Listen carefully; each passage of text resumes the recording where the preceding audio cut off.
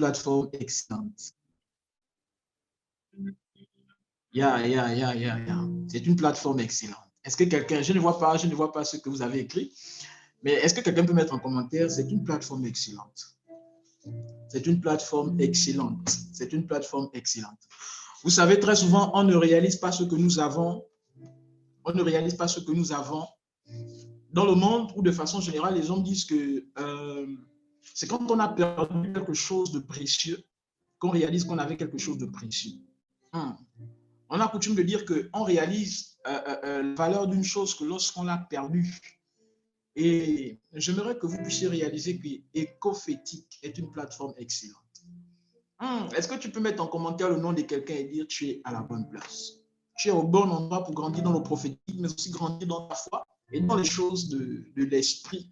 Tu es au bon endroit, tu es au bon endroit. Et prophétique n'est pas juste une plateforme où nous venons prophétiser, sinon nous l'aurons fait tous les dimanches et nous savons le faire. Nous savons très bien le faire par la grâce de Dieu. Avec mon frère, le prophète Saint-Tige, on sait très bien le faire. Quand on se réveille un matin et puis on dit aujourd'hui on prophétise, on le fait et on le fait très bien. Alléluia. Avec mon frère, l'homme de Dieu, apôtre et prophète Jean-Louis Deschely, lorsque nous décidons qu'un matin on se lève pour prophétiser, on prophétise et on le fait très bien. J'aimerais que vous réalisez ce qu'est la plateforme Ecophétique pour vous. Vous savez, tout à l'heure, la sœur Aurélie disait, beaucoup sont partis, beaucoup ne se connectent plus. Vous savez, lorsqu'on n'a pas la valeur d'une chose, lorsqu'on n'a pas la valeur d'une chose, lorsqu'on ne réalise pas la valeur d'une chose, on ne peut pas prendre le soin de pouvoir payer le prix. On ne peut pas prendre le soin de pouvoir s'investir. Vous savez, un homme s'investit dans une relation, c'est parce qu'il réalise la valeur de la sœur. Les sœurs ne me diront pas le contraire, ou bien les sœurs. Et une sœur s'investit dans une relation, la sœur, elle est attachée, elle investit, elle prie même. Elle dit, Seigneur, sécurise le cœur de l'homme de Dieu, sécurise le cœur du frère, sécurise le cœur, parce que elle réalise que c'est une bénédiction pour elle. C'est une bénédiction pour elle. C'est une bénédiction pour elle. Nous avons, avec le prophète Saint-Tige, par la grâce de Dieu, eu l'occasion d'intervenir sur la plateforme du pasteur Joanie, sur la semaine du prophétique. Et pour ceux qui ont pris part, ils diront juste waouh, waouh, waouh. Et ils étaient impressionnés du niveau de connaissance, du niveau de révélation, mais aussi la dimension de puissance. La dimension de puissance. En 2 jours, Dieu a fait grâce, nous avons chamboulé le programme. Et pendant que nous étions en train de prêcher, de parler, les gens étaient visités par la puissance de l'Esprit de Dieu. Les gens étaient visités par la puissance et l'onction de Dieu. Les gens étaient bénis par la connaissance. Les gens ont même commencé à voir et à prophétiser. Et on était juste émerveillés de dire waouh. Et vous avez tout cela juste pour 300 dirhams, prophète Saint-Tige. Les gens ont du mal. Les gens ont du mal pour 300 dirhams. En fait, c'est juste que les gens ne réalisent pas ce qu'ils ont. Parce que là-bas, les gens étaient émerveillés. Les gens ont commencé à prophétiser. Ils ont commencé à prophétiser. Le premier jour, j'ai gaspillé. Le prophète Saint-Tige est venu aggraver. Et quand il a fini même d'aggraver, les gens ont commencé à voir. Non, mais je vois. Je me suis dit, wow, my God. Mais j'ai l'impression qu'à Ecophétique, beaucoup ne réalisent pas en fait ce qu'ils ont. Beaucoup ne réalisent pas ce qu'ils ont. Vous savez, lorsqu'on réalise ce qu'on a, on s'investit, on se donne. La Bible dit que celui qui reçoit un frère en qualité de frère aura une bénédiction de frère. Mais celui qui reçoit un prophète en qualité de prophète aura une bénédiction de prophète. En réalité, j'ai peut-être dit une chose qui va beaucoup choquer ici. Vous savez, toutes les personnes qui ont pris part à la première session, qui n'ont pas pris le soin de faire une offrande, qui n'ont pas pris le soin de faire une offrande, de poser un acte, de s'investir, de s'aimer, en fait, elles n'ont pas été bénies. Parce que la vérité, c'est que l'onction a un coût. L'onction a un coût. La Bible dit que celui qui reçoit un prophète, un frère en qualité de frère, a une bénédiction attachée au frère. Mais celui qui reçoit un prophète en qualité de prophète, la Bible dit qu'il reçoit une bénédiction rattachée au ministère de cette personne. Il est vrai qu'il est frère, mais dans la dimension de son ministère, il est prophète. Ça veut dire en fait que toutes les personnes qui sont passées, qui ont libéré, qui ont dit des choses, s'il y a des personnes qui n'ont pas s'aimé pendant la première session, en fait, elles n'ont pas été bénies. Elles n'ont pas été bénies parce qu'elles n'ont pas eu l'opportunité de pouvoir sceller de pouvoir sceller, Bien aimé, l'onction coûte quelque chose. Il y a beaucoup de personnes qui prophétisent et prophétiquent. J'ai eu les échos de plusieurs personnes. Et le prophète Saint-Tim me dit, mais il y en a même, ils sont des agneaux écophétiques. Ils ont peur. Mais les échos qu'on a entendus, on se dit juste, waouh, waouh, waouh, waouh, waouh, waouh, waouh. Il y a quelque chose que Dieu est en train de faire. Donc, j'aimerais nous encourager. La loi du sacrifice est une loi dans le royaume. Et toutes les personnes qui veulent grandir dans le royaume de Dieu, qui veulent grandir dans les choses de Dieu, qui veulent grandir dans l'onction, qui veulent vivre les percées financières, qui veulent rentrer dans des dimensions, elles ont un prix à payer. Je ne peux même pas dire elles ont un prix à payer. Il y a un prix financier à payer. Tu veux grandir dans la connaissance, tu auras un prix financier que tu devras débloquer. Parce que tu devras acheter des ouvrages, tu devras voyager pour aller écouter d'autres orateurs, tu devras voyager pour aller faire des offrandes à des hommes de Dieu qui opèrent dans une dimension de grâce dans laquelle tu veux accéder. C'est pourquoi il va dire dans Matthieu chapitre 7, le verset 7, demandez, l'on vous donnera. Première dimension, cherchez et vous trouverez. Mais il y a des dimensions dans lesquelles demander et chercher ne pourront pas t'aider. Et la troisième dimension, il dit quoi? Il dit frapper, l'on ouvrira. Ça veut dire qu'il y a quelqu'un qui est déjà rentré dans une dimension dans laquelle toi tu veux rentrer. Pour rentrer là, tu dois frapper. Mais quand tu frappes, tu payes un prix. Tu payes un prix. Bien aimé, tu payes un prix. Ces choses, je les ai expérimentées. Il y a plusieurs années, je suis allé dans un pays, je rencontrais un homme de Dieu. Je fais une offrande. Il a prié pour moi une prière de 5 minutes, prophète Saint. Il a prié 5 minutes pour moi. Quand je suis revenu à Fès, j'ai prêché. 3 semaines après mon retour, je prêchais à Fès un dimanche. Plusieurs personnes responsables de l'église sont venues se prosterner devant moi pour dire, homme de Dieu, prie pour nous. Que tu allais toucher quoi? Tu allais toucher quoi où tu étais là-bas? Il dit, je n'ai touché à rien. J'ai dit, c'est là, il dit, non, il y a quelque chose en toi qui change. Pourquoi? Une prière de 5 minutes, mais j'ai pris le soin de faire une offrande. Si vous voulez vivre l'effectivité de l'impactation, il faut apprendre à faire une offrande. Il faut apprendre à s'aimer. Et Prophétique n'est pas une plateforme où nous venons juste enseigner. L'enseignement, c'est la première dimension. La deuxième dimension, c'est quoi? La deuxième dimension, c'est quoi? C'est la dimension de l'impactation. Et la troisième dimension, c'est la dimension de la manifestation. Nous naviguons dans 3 dimensions. La dimension de l'enseignement, la dimension de la connaissance de la révélation. Ça, c'est bien.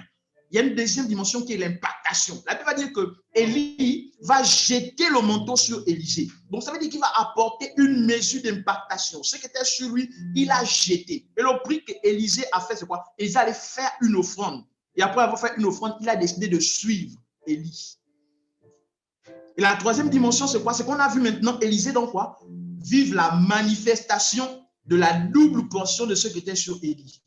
C'est parce qu'il a décidé, au moment de l'impactation, pour être impacté, quand il a reçu l'impactation, il a dit que le manteau qui a été jeté, si ce manteau-là, je ne peux pas faire une offrande et j'ai décidé de renoncer à moi-même, je ne peux pas vivre la double portion de ce que cet homme a.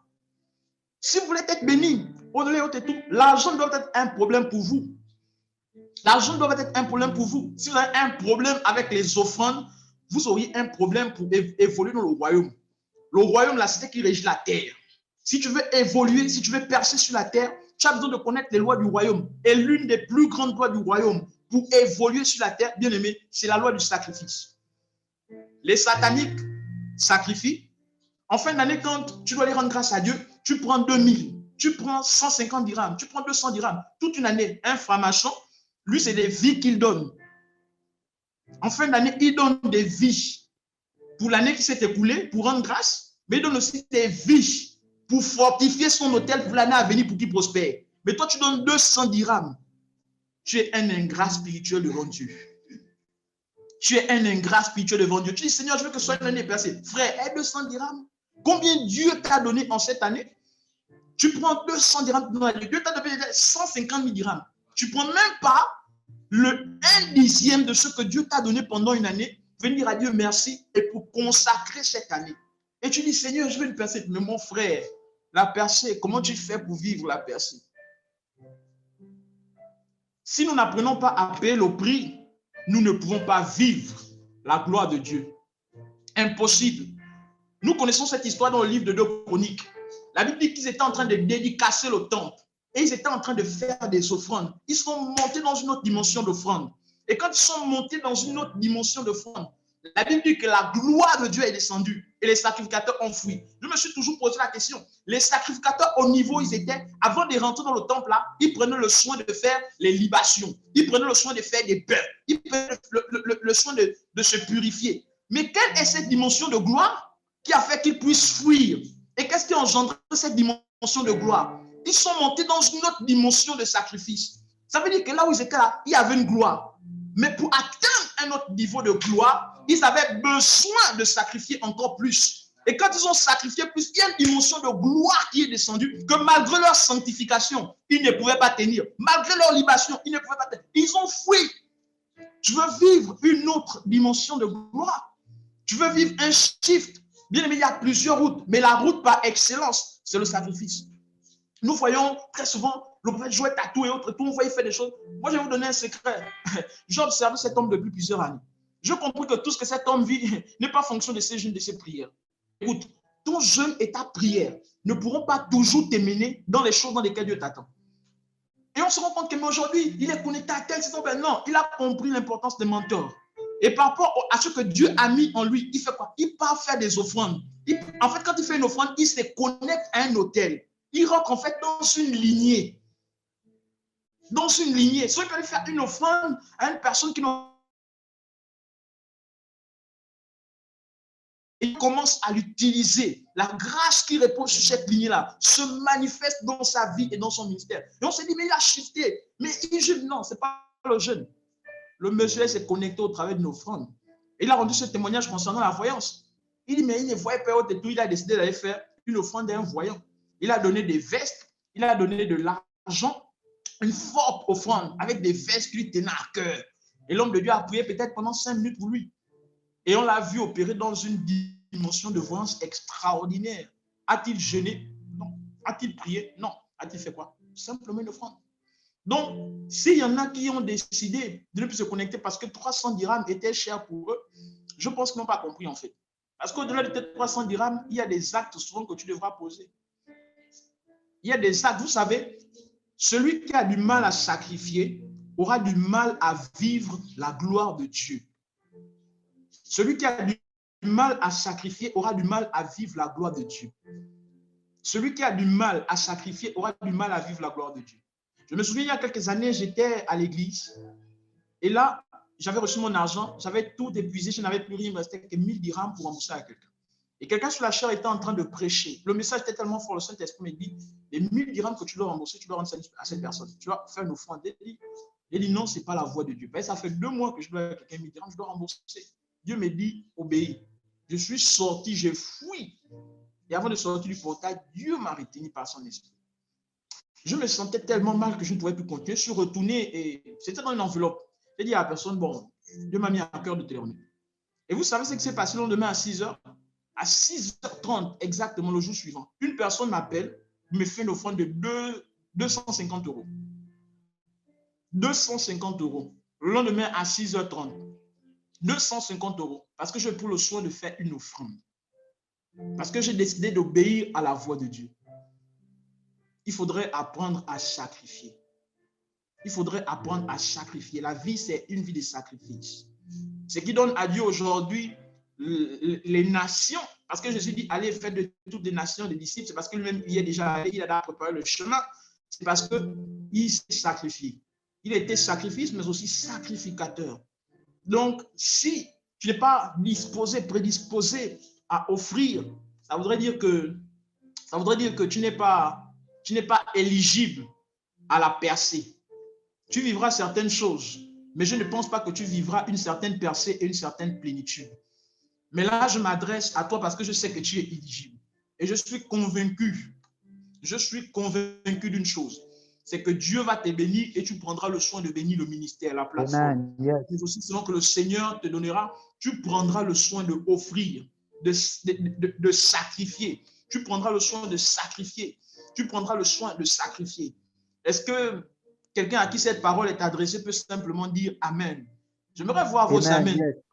Amen. Et quand tu dis Amen, en fait, le ciel est en train de capter.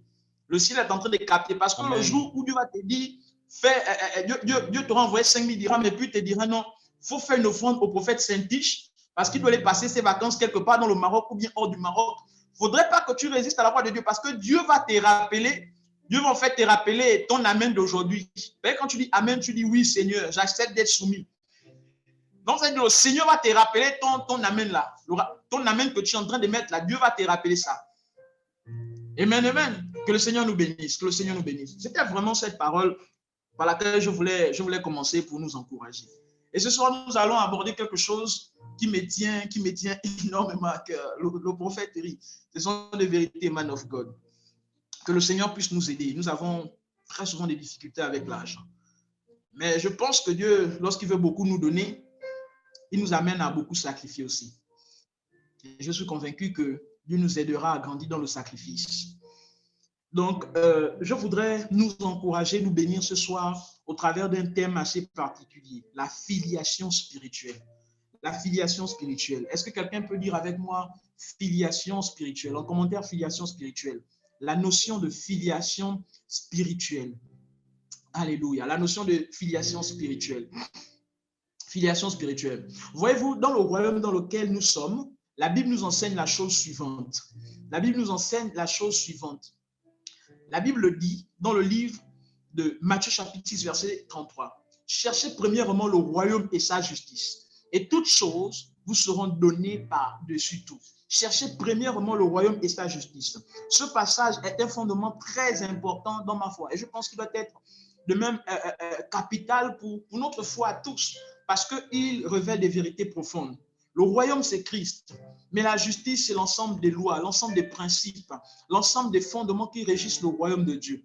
La Bible dit, c'est par la foi que nous savons que le monde visible, tout ce qui existe, a été engendré, créé à partir de l'invisible. Ça voudrait dire, en fait, dans Matthieu 6, 33, ça veut simplement souligner que ce qui régit notre monde est un ensemble de lois invisibles, est un ensemble de lois spirituelles. Ça veut dire, comme je le disais tout à l'heure, que si nous voulons évoluer, si nous voulons percer, si nous voulons shifter, il est important que nous puissions connaître ces lois. Et Prophétique est la plateforme habilitée, parce qu'au-delà du prophétique, nous enseignons sur les lois spirituelles. Et lorsqu'on applique les lois spirituelles, on se retrouve dans la dimension que ta volonté soit faite sur la terre. C'est-à-dire, la terre, c'est l'image de notre vie, parce que poussière, tu es poussière, tu finiras. Donc, quand nous disons à Dieu que ta volonté soit faite sur la terre, en fait, nous disons à Dieu que ta volonté soit faite dans nos vies comme elle est faite au ciel. Alors que ce qui est fait au ciel, c'est notre destinée prophétique. Ce qui est établi dans les cieux, c'est notre destinée prophétique. C'est ce que Dieu a prévu, c'est le plan parfait de Dieu. Donc, quand je prie, je dis que ta volonté vienne. C'est que je suis en train de demander ce que Dieu a déjà établi pour moi, selon que David va le dire, avant que je ne fus dans le ventre de ma mère. Lorsque je n'étais qu'une forme, je n'étais qu'une masse informe et vide. David dira que tous les jours qui m'étaient destinés étaient déjà inscrits dans ton livre de vie. Ça veut dire qu'il y a des lois établies dans le ciel qui régissent la terre.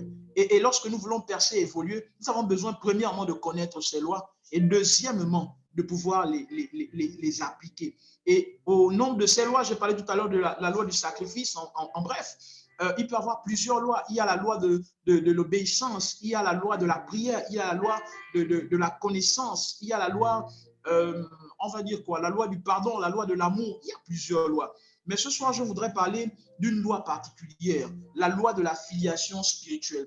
Voyez-vous, Dieu fonctionne dans ce système-là, dans ce système. Et lorsque nous voulons être bénis, lorsque nous voulons accomplir notre destinée prophétique, il faudrait que nous puissions effectivement rentrer tout d'abord dans la connaissance des choses que Dieu a établies pour nous, afin que nous puissions rentrer. Il y a des lois, et toutes ces lois sont habilitées à pouvoir nous permettre de rentrer dans notre destinée prophétique. Et la loi de la filiation est l'une des lois imparables. Il y a des personnes qui ne peuvent pas accomplir leur destinée. Je ne dirais pas des personnes, je dirais personne ne peut accomplir sa destinée sans la loi de la filiation, sans la loi de la filiation. Alors, je voudrais que nous puissions lire la parole de Dieu, que nous puissions lire la parole de Dieu dans le livre de Genèse, chapitre 12, le verset 3, tout d'abord, et ensuite dans le livre de Matthieu, chapitre 1, le verset à 17. Nous allons utiliser ces textes comme étant des fondements de base pour pouvoir débuter le parcours que nous aurons à faire ensemble en cette soirée. Dans le livre de Genèse, le chapitre 12, le verset 3, la Bible dit une chose excellente. C'est une histoire que nous connaissons tous. C'est Dieu qui décide de se révéler à un homme appelé Abraham, un homme qui a des problèmes. Mais Dieu veut résoudre les problèmes de cet homme, mais Dieu veut aussi répondre, Dieu veut aussi accomplir son plan en faveur de l'humanité au travers de ce monde. Alors Genèse 12, à partir du verset 1er, pour une meilleure compréhension, la Bible dit, l'Éternel dit à Abraham, va-t'en de ton pays, de ta patrie, de la maison de ton père, dans le pays que je te montrerai. Verset 2, Dieu dit, je ferai de toi une grande nation et je te bénirai, je rendrai ton nom grand et tu seras une source de bénédiction. Le verset qui nous intéresse le plus dit, je bénirai ceux qui te béniraient, ceux qui te... Je bénirai, le verset dit, je ferai de toi une grande nation et je te bénirai. Je rendrai ton nom grand et tu seras une source de bénédiction. Verset 3. Je bénirai ceux qui te béniront, je maudirai ceux qui te maudiront et toutes les familles de la terre seront bénies en toi. Dieu dit à Abraham, toutes les familles de la terre seront bénies en toi. Toutes les familles de la terre. Dans le livre de Matthieu chapitre 1, le verset 1 à 17. Est-ce que quelqu'un peut muter son micro? Dans Matthieu chapitre 1, le verset 1 au verset 17, la Bible dit généalogie de Jésus-Christ. Prenez le soin de bien souligner ce que je suis en train de dire. Généalogie de Jésus-Christ, fils de David, fils d'Abraham. Est-ce que quelqu'un peut mettre ça en commentaire, peut garder cette portion des Écritures, en commentaire?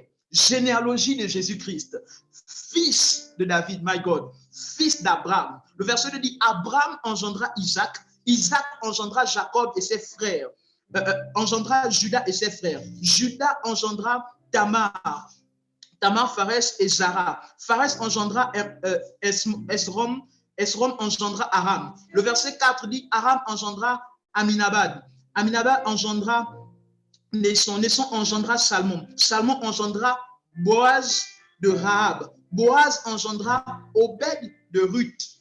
My God, j'aime ces choses. Obed engendra Isaïe, Isaïe engendra David. La Bible dit, le roi David engendra Salomon, Salomon de la femme d'Uri. Verset 7, Salomon engendra Roboam, Roboam engendra Abia, Abia engendra Asa, Asa engendra Josaphat, Josaphat engendra Joram, Joram engendra Azia, Ozia, Ozia engendra Joatam, Joatam engendra Akaz, Akaz engendra Ézéchias, Ézéchias engendra Manassé, Manassé engendra Amon, Amon engendra Josias, Josias engendra Jéconia et ses frères au temps de la déportation à Babylone. Et après la déportation de Babylone, Jéconia engendra Salatiel, Salatiel engendra Zorobabel, Zorobabel engendra Abud, Abud engendra Eliakim, Eliakim engendra Azor, Azor engendra Sadok, Sadok engendra Hachim, Hachim engendra Éluid, Éluid engendra Éléazar, Éléazar engendra Nathan, Nathan engendra Jacob, Jacob engendra Joseph, l'époux de Marie, de laquelle est né Jésus. Est-ce que quelqu'un peut souligner cela?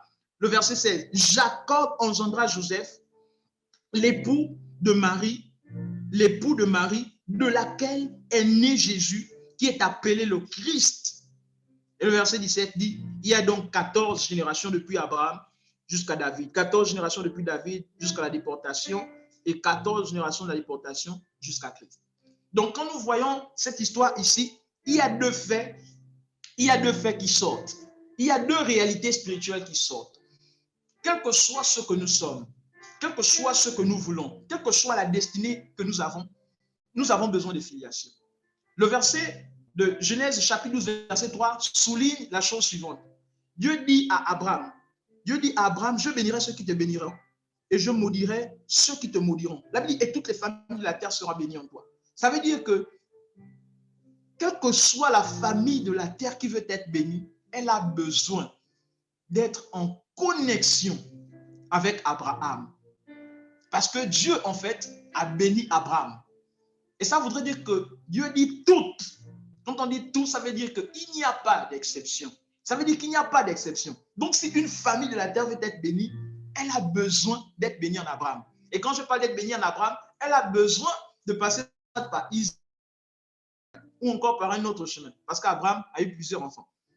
Donc, ça veut dire que dans la mesure où une famille veut être bénie, elle a besoin d'être connectée à Abraham. Et quand nous regardons Genèse 1, verset 1 à 18, on se rend compte d'une chose extraordinaire. C'est que Jésus était le Christ. Il était né il est né par la vertu du Saint-Esprit de Marie. Mais il fallait, quand on nous parle de la généalogie, en fait, on ne parle pas de la généalogie de Jésus, parce que la vérité, c'est que Jésus tel qu'il est, Jésus n'est pas fils de Joseph. Jésus n'est pas fils de Joseph. Mais on ne nous parle, en fait, si nous voulons prendre des choses dans leur réalité, on ne nous parle pas de la généalogie de Jésus, on nous parle de la généalogie, en fait, de Joseph. Est-ce que quelqu'un comprend où je veux en venir? On ne nous parle pas de la généalogie de Joseph, parce que Joseph n'est pas le père biologique de Jésus. Mais on nous parle de la généalogie de Joseph, mais on dit généalogie de Jésus-Christ. Mais pourquoi on parle de la généalogie de Jésus-Christ? Pourquoi on dit que cette généalogie est généalogie de Jésus-Christ? Pourquoi on nous parle de cette généalogie? On dit non, mais c'est la généalogie. Mais quand nous regardons à la fin, si vous avez bien lu avec moi, dans le verset, le dernier verset, le verset 18, la Bible dit que la généalogie dont il est question, ok, la généalogie dont il est question ici, en fait, ce n'est pas la généalogie de Jésus. On dit au verset 17, on dit au verset 16, Jacob engendra l'époux de Marie, de laquelle est né Jésus, qui est appelé Christ.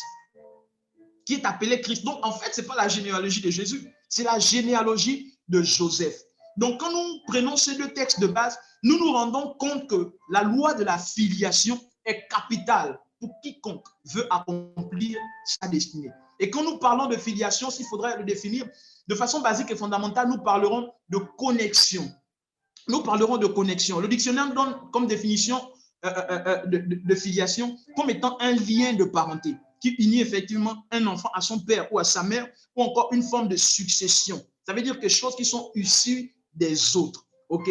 Donc, lorsque nous parlons de filiation de façon générale et basique, il faudrait que nous rappelons que la filiation, c'est une notion d'union, c'est une notion de connexion. Ou encore, s'il faudrait utiliser un terme qui serait plutôt biblique, qui serait plutôt, qu'on retrouverait dans les écrits, on parlera en fait d'adoption. Donc, la filiation, c'est la notion, ok, c'est la notion d'adoption, ok, c'est la notion d'union, c'est la notion d'option, ok, c'est la notion, ce sont ces notions lorsqu'on parle de filiation.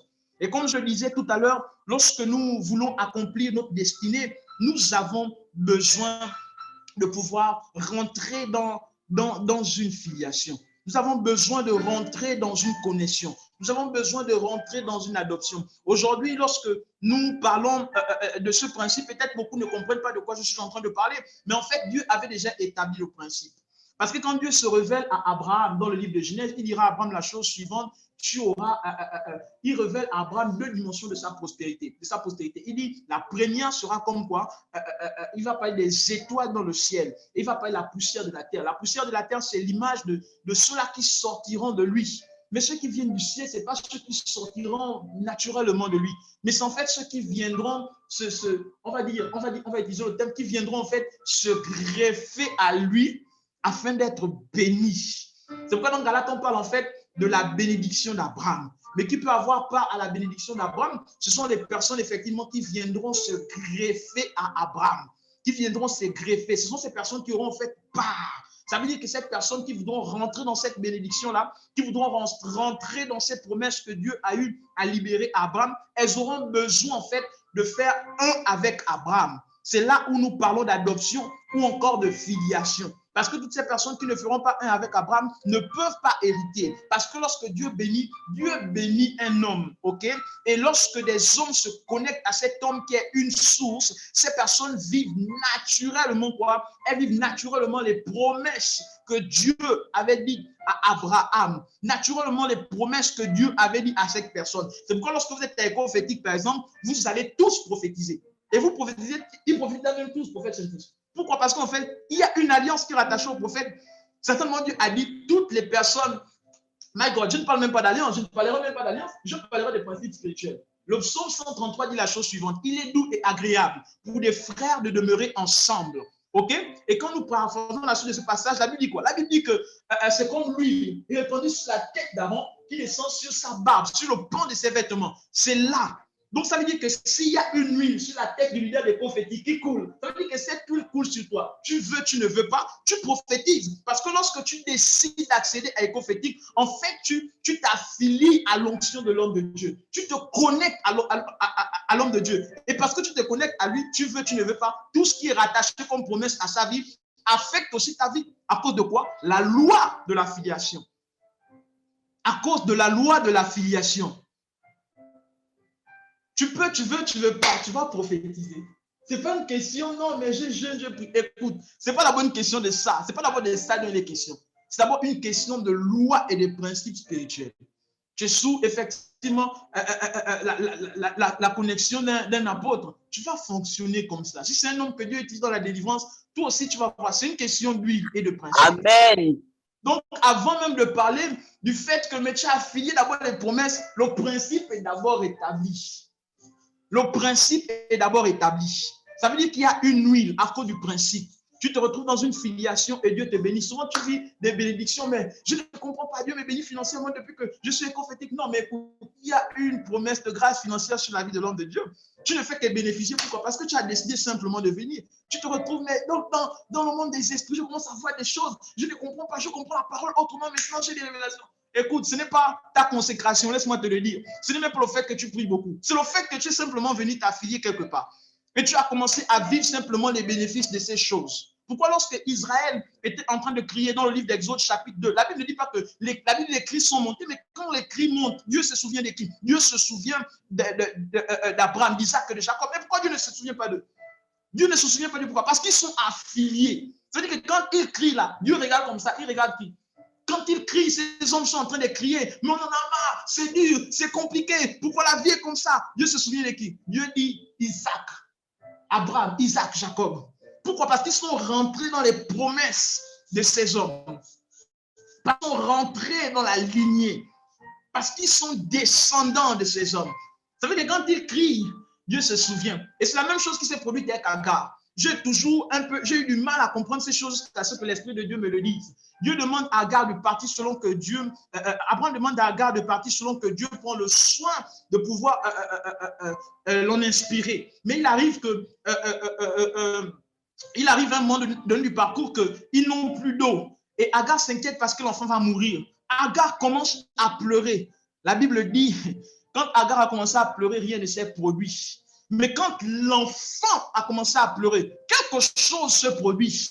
L'ange descend et il touche Agar. Il dit, Agar, ne crains point. L'enfant, la voix de l'enfant est montée. Et je me suis posé la question, mais entre un enfant et puis un grand qui pleure, lorsqu'il pleure, qui fait plus de bruit?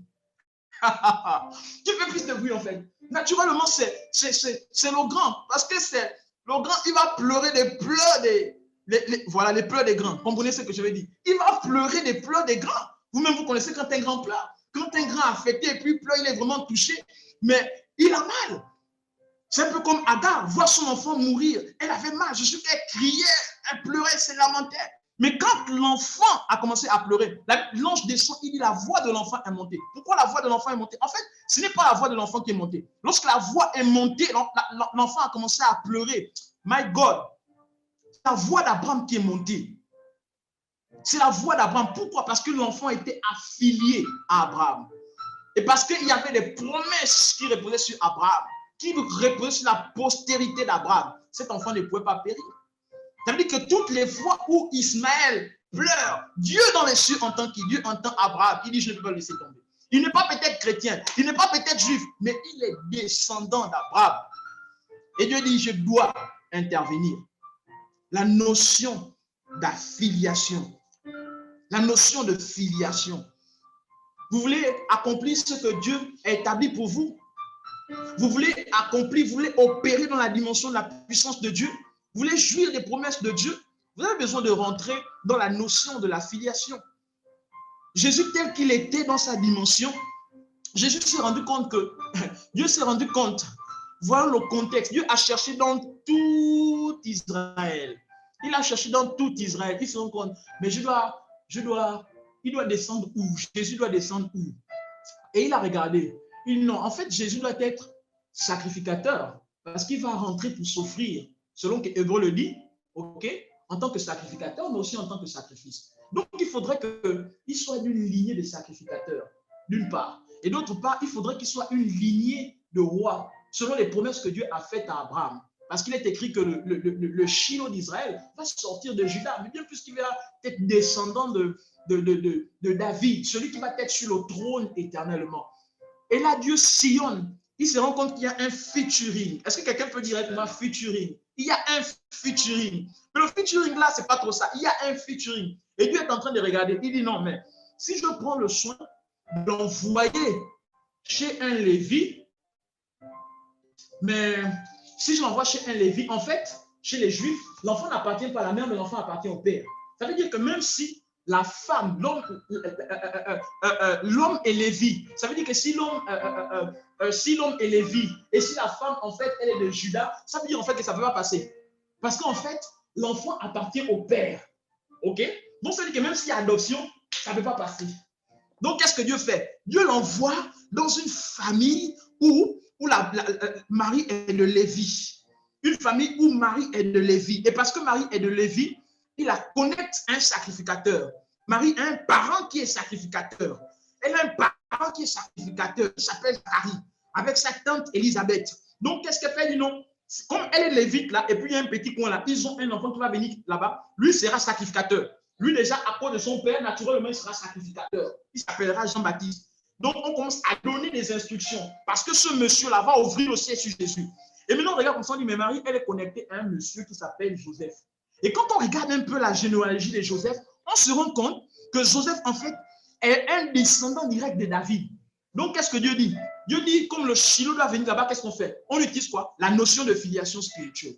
Ça veut dire que pour accomplir sa destinée, pour accomplir son ministère, pour sauver le monde, il fallait que Jésus rentre dans la filiation spirituelle. Il fallait que Jésus, en fait, se connecte à David. Il fallait que Joseph, en fait, accepte d'adopter Jésus. C'est pourquoi quand Joseph dit à Marie, écoute, moi je décide de rompre avec toi parce que je ne conçois pas que tu sois engrossé si tu me dis que tu n'as pas connu l'homme. Que fait Dieu? Dieu envoie un ange parce que Dieu sait que présentement, si ce gars décide de se déconnecter de Marie, c'est gâté. Le monde ne peut pas être sauvé. Dieu décide, alors qu'est-ce qu'il dit? Il dit non. Joseph, il faut trouver un plan pour le dissuader. Il faudrait trouver un plan pour le dissuader. Qu'est-ce qu'il fait? Il envoie un ange. Il dit, écoute, ce qu'il a dit, c'est vrai. Et il reçoit maintenant les instructions et la révélation. Ça veut dire que Jésus, tel qu'il était pour accomplir sa destinée, Jésus avait besoin d'être affilié à la lignée, à la destinée, d'être affilié à la lignée spirituelle de David, de Joseph. Il avait besoin d'être affilié à la lignée spirituelle. Ça veut dire que pour accomplir ta destinée, tu as besoin d'être connecté. Tu as besoin de rentrer en contact. Il n'est pas possible d'accomplir sa destinée sans adoption, sans filiation. Je plains toutes ces personnes qui sont effectivement orphelines, parce qu'il y a des choses que vous ne pourriez pas accomplir. Il y a des choses que vous ne pourriez pas accomplir. De façon basique et fondamentale, quand nous prenons le soin de regarder la vie de Joseph, Joseph n'était qu'un simple menuisier. Il n'était qu'un simple menuisier. Joseph n'était pas un homme qui carabachait. Joseph n'était pas un homme qui allait lire la Torah dans le temple. Il n'était pas un sacrificateur. Il n'était pas un lévite. C'était un homme simple. Mais étant homme simple, il avait quelque chose. Il avait quelque chose qui reposait sur lui. Une promesse qui était rattachée à quoi? Non pas à sa consécration, non pas à son intimité, non pas à ses offrandes, mais à sa lignée. À sa lignée, à sa lignée. C'était simplement à cause de sa lignée. Dieu l'a choisi à cause de sa lignée, parce que ça rentrait dans le plan de Dieu. Il y a des choses que tu ne pourras pas déclencher, vivre et accomplir dans ta vie, si tu ne te connectes pas aux personnes que Dieu a établies. Ces personnes peuvent ressembler à rien. C'est pourquoi, homme de Dieu, donc, sur la question de la paternité spirituelle, je trouve toujours une chose qui est très dommage. Les gens se connectent aux hommes qui sont connus. Mais est-ce que les hommes connus ont la lignée qu'il faut pour pouvoir les faire entrer dans leur destinée? Les gens disent non, mais mon daddy, il est puissant. Non, quand je vois cet homme de Dieu, il doit devenir mon père. Non, la paternité spirituelle n'est pas rattachée à ce qu'une personne peut manifester. La paternité spirituelle n'est pas rattachée à ça. La paternité spirituelle est rattachée à la lignée. La paternité est rattachée à ce dont quoi la personne peut l'introduire. Joseph est devenu père spirituel, père biologique de Jésus, non pas parce qu'il était sacrificateur, mais parce que simplement, la lignée dans laquelle lui venait, avait la possibilité, la lignée avait les moyens. Joseph, en tant qu'individu, n'avait rien, mais sa lignée avait les moyens d'introduire Jésus dans sa destinée prophétique. C'est pourquoi, en fait, la filiation spirituelle a un impact capital. Tu ne peux pas accomplir ta destinée seul. Tu ne peux pas accomplir ta destinée. Tu as besoin de t'affilier. Tu as besoin de rentrer en relation. Tu as besoin de rentrer en contact. Je suis un peu étonné par cette exception. Il est vrai que Dieu a utilisé certaines personnes comme ça. Mais de façon générale et basique, Dieu a toujours connecté les hommes. Et le moyen par excellence, c'est le Seigneur. Ça veut dire que pour rentrer dans sa destinée prophétique, il avait besoin d'être connecté. D'être connecté. Il avait besoin d'être connecté. Il avait besoin de s'affilier. Il avait besoin de se greffer. Il avait besoin de rentrer dans l'adoption pour pouvoir accomplir sa destinée. Il y a des personnes qui rament hommes de Dieu, qui ont des combats, qui ont des défis, simplement parce qu'elles ne sont pas rentrées où elles doivent entrer. Donc, la première raison pour laquelle la filiation est capitale, c'est parce que la filiation est le moyen que Dieu a mis en place pour pouvoir nous permettre de rentrer dans notre destinée prophétique. Ça, c'est le principe. Toutefois, Dieu a utilisé des exceptions. Nous prendrons par exemple le son d'Abraham. Quelqu'un me dira qu'il est le père spirituel d'Abraham. Mais Abraham était une exception. Élie était une exception. Mais Dieu a utilisé de façon générale le principe de la filiation pour permettre à des personnes de rentrer, de shifter dans leur destinée prophétique, pour pouvoir les propulser, Il y a des dimensions que tu cherches, que tu ne pourras vivre que lorsque tu vas rentrer dans une filiation, que quand tu rentreras dans une connexion, que quand tu rentreras dans une union. Et quand je parle ici de filiation, je ne parle pas simplement de paternité spirituelle. Il y a la paternité spirituelle, mais il y a aussi la notion du mariage. Parce que nous allons constater, comme nous avons lu tout à l'heure dans le verset 6 de Matthieu chapitre 1, la Bible va nous parler d'une certaine personne qui s'appelle Ruth. Et quand nous regardons le livre de Ruth, Ruth n'était pas juive. Mais Ruth s'est retrouvée dans une lignée à cause de quoi? De la connexion. C'est quand même quand tu choisis la bien-aimée à laquelle tu vas te marier, le bien-aimé. Mon frère, ma soeur, prends le soin de te rassurer. Est-ce que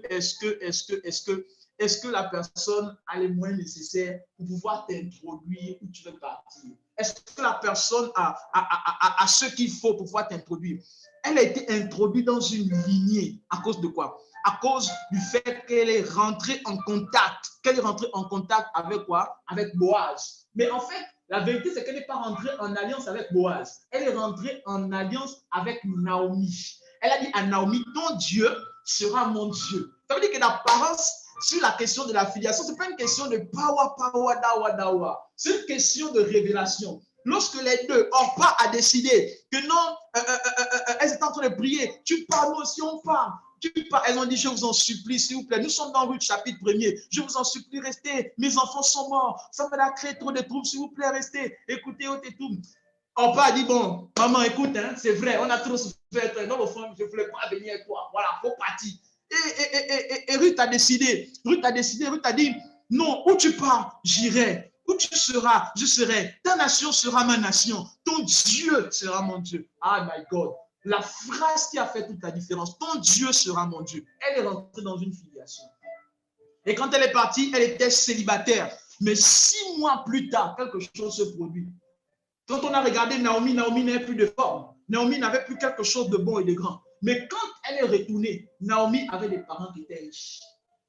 Naomi avait des connexions. Mais au-delà d'être riche, c'était des descendants des patriarches. C'était des descendants d'Abraham. Et quand elle s'est connectée, aujourd'hui on parle d'elle, d'une païenne dans la lignée de Christ. Dans la lignée de Christ.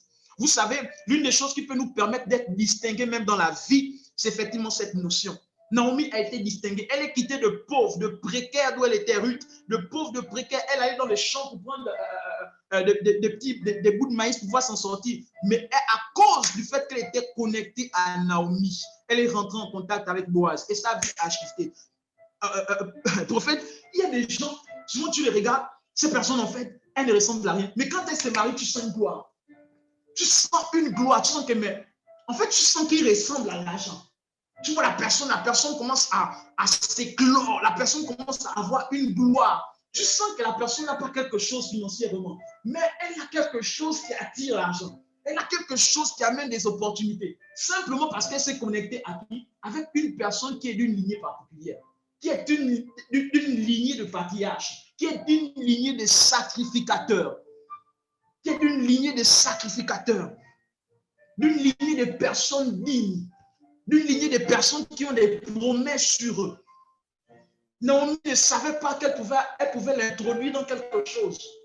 Mais elle, quand elle a regardé, elle a dit non, ton Dieu sera mon Dieu, ton peuple sera mon peuple, ton pays sera mon pays, ta nation sera ma nation. Et elle a été visitée. Elle est rentrée dans une distinction. Souvent, nous regardons à ceux qui frappent aux yeux. Mais prenons un temps soit peu le temps de discerner. Je pense que si c'était aujourd'hui, quelqu'un a perdu, une soeur a perdu son époux, et elle, avec sa belle-mère, c'est sûr qu'elle aurait fait tourou.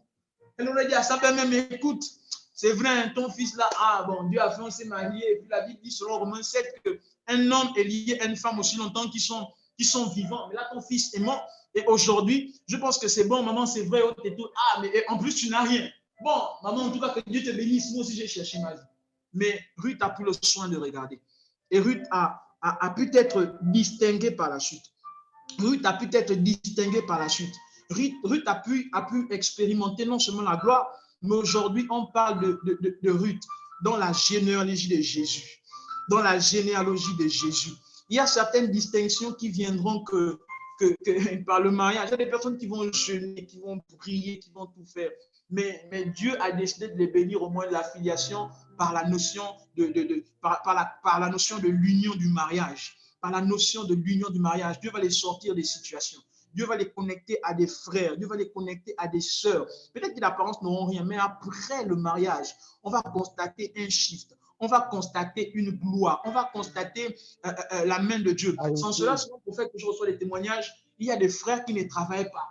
Mais ils ont par la foi décidé de se marier. C'était même compliqué. Mais quand ils sont mariés, ils ont obtenu le travail. Ils ont obtenu la promotion. Ils ont commencé à vivre l'abondance. Et ils disent non, ce n'est pas le mariage. C'est l'endroit où la personne est allée s'affilier, où la personne est allée se connecter.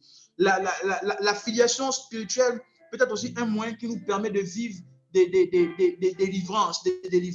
Il y a des gens qui vivent des situations compliquées, qui sont dans des oppressions compliquées. Mais pour sortir de ces oppressions, elles ont jeûné, elles ont prié, elles ont tout fait. Mais il y a des personnes, il y a des hommes de Dieu, il y a des personnes qui ont fait des alliances avec Dieu par rapport à ça. Il y a des personnes, par exemple, dans leur famille, c'est une question de mariage, personne ne se marie. Et elle décide de rentrer en contact avec un homme de Dieu, qui est peut-être son mentor. Mais cet homme de Dieu a reçu comme promesse que toutes les personnes qui sortiront de lui auront la grâce du mariage. La sœur ne le sait pas, mais elle décide, homme de Dieu, c'est fatigué, mais je veux que ce soit mon mentor et tout. Et quand elle entre en connexion, elle se rend compte que les combats s'arrêtent. Les combats ne se sont pas arrêtés à cause de la prière, mais les combats ont décidé de s'arrêter à cause de l'alliance. Parce que dans le monde des esprits, dans la dimension du combat spirituel, en fait, c'est une question d'autel. Comme l'homme de Dieu nous a parlé la dernière fois, il y a l'autel de Abel. Le sang d'Abel qui passe, c'est un autel. Le sang de Christ qui passe aussi, c'est aussi un autel. C'est-à-dire que lorsque les hommes veulent te détruire et veulent te faire du mal, ils font quoi? Ils prennent le soin de faire couler du sang. Ils établissent des sacrifices. Ok? C'est ce que Caïn a fait. C'est l'image d'un autel. Ça veut dire qu'il y a du sang qui a coulé. On dit que le sang de Abel, ok? Le sang de Abel a une voix. Et quand ils font des sacrifices dans le monde des ténèbres, ils vont parler. Ils vont parler. Et ce sacrifice, ça va parler contre ta vie. Ça va être un autel qui va établir des limitations et des jugements sur ta vie. Mais quand tu vas te connecter à une personne qui est en connexion avec Dieu, qui a une promesse et une alliance avec Dieu, la Bible dit que le sang de Jésus parle mieux que le sang d'Abel. Lorsque tu te connectes à un autel plus puissant, plus fort, l'autel qui était établi contre toi, c'était parce que la connexion dans laquelle tu es entré t'a mis sous la couverture d'un autel plus fort. Parce que le monde spirituel, c'est un monde de rapport de force. C'est un monde de rapport de force. Ce n'est pas une question de non, je prie beaucoup, non. C'est une question de poids. Lorsque tu te connectes à quelqu'un qui a du poids dans le monde des esprits, il y a des combats qui finissent. Il y a des combats qui s'arrêtent. Pourquoi? Parce qu'en fait, l'autel sur lequel tu allais t'établir, sur lequel tu allais te mettre, est un autel qui est plus puissant et qui a plus de poids dans le monde des esprits que l'autel qui réclame ta vie. C'est pourquoi, en fait, tu as rencontré que tu es rentré en contact avec un homme de Dieu, tu es rentré en contact avec un bishop, tu t'es affilié, tu t'es connecté, tu te rends compte que ta vie commence, tout commence à devenir rose, tout commence à devenir... Non, ce n'est pas une question de tes prières, mais c'est que tu es rentré dans une alliance. La Bible dit toutes les familles de la terre seront bénies en Abraham. Ça veut dire qu'Abraham avait reçu une bénédiction. Ça veut dire que lorsque tu te connectes à Abraham, naturellement, cette bénédiction devient ton partage. Devient ton partage.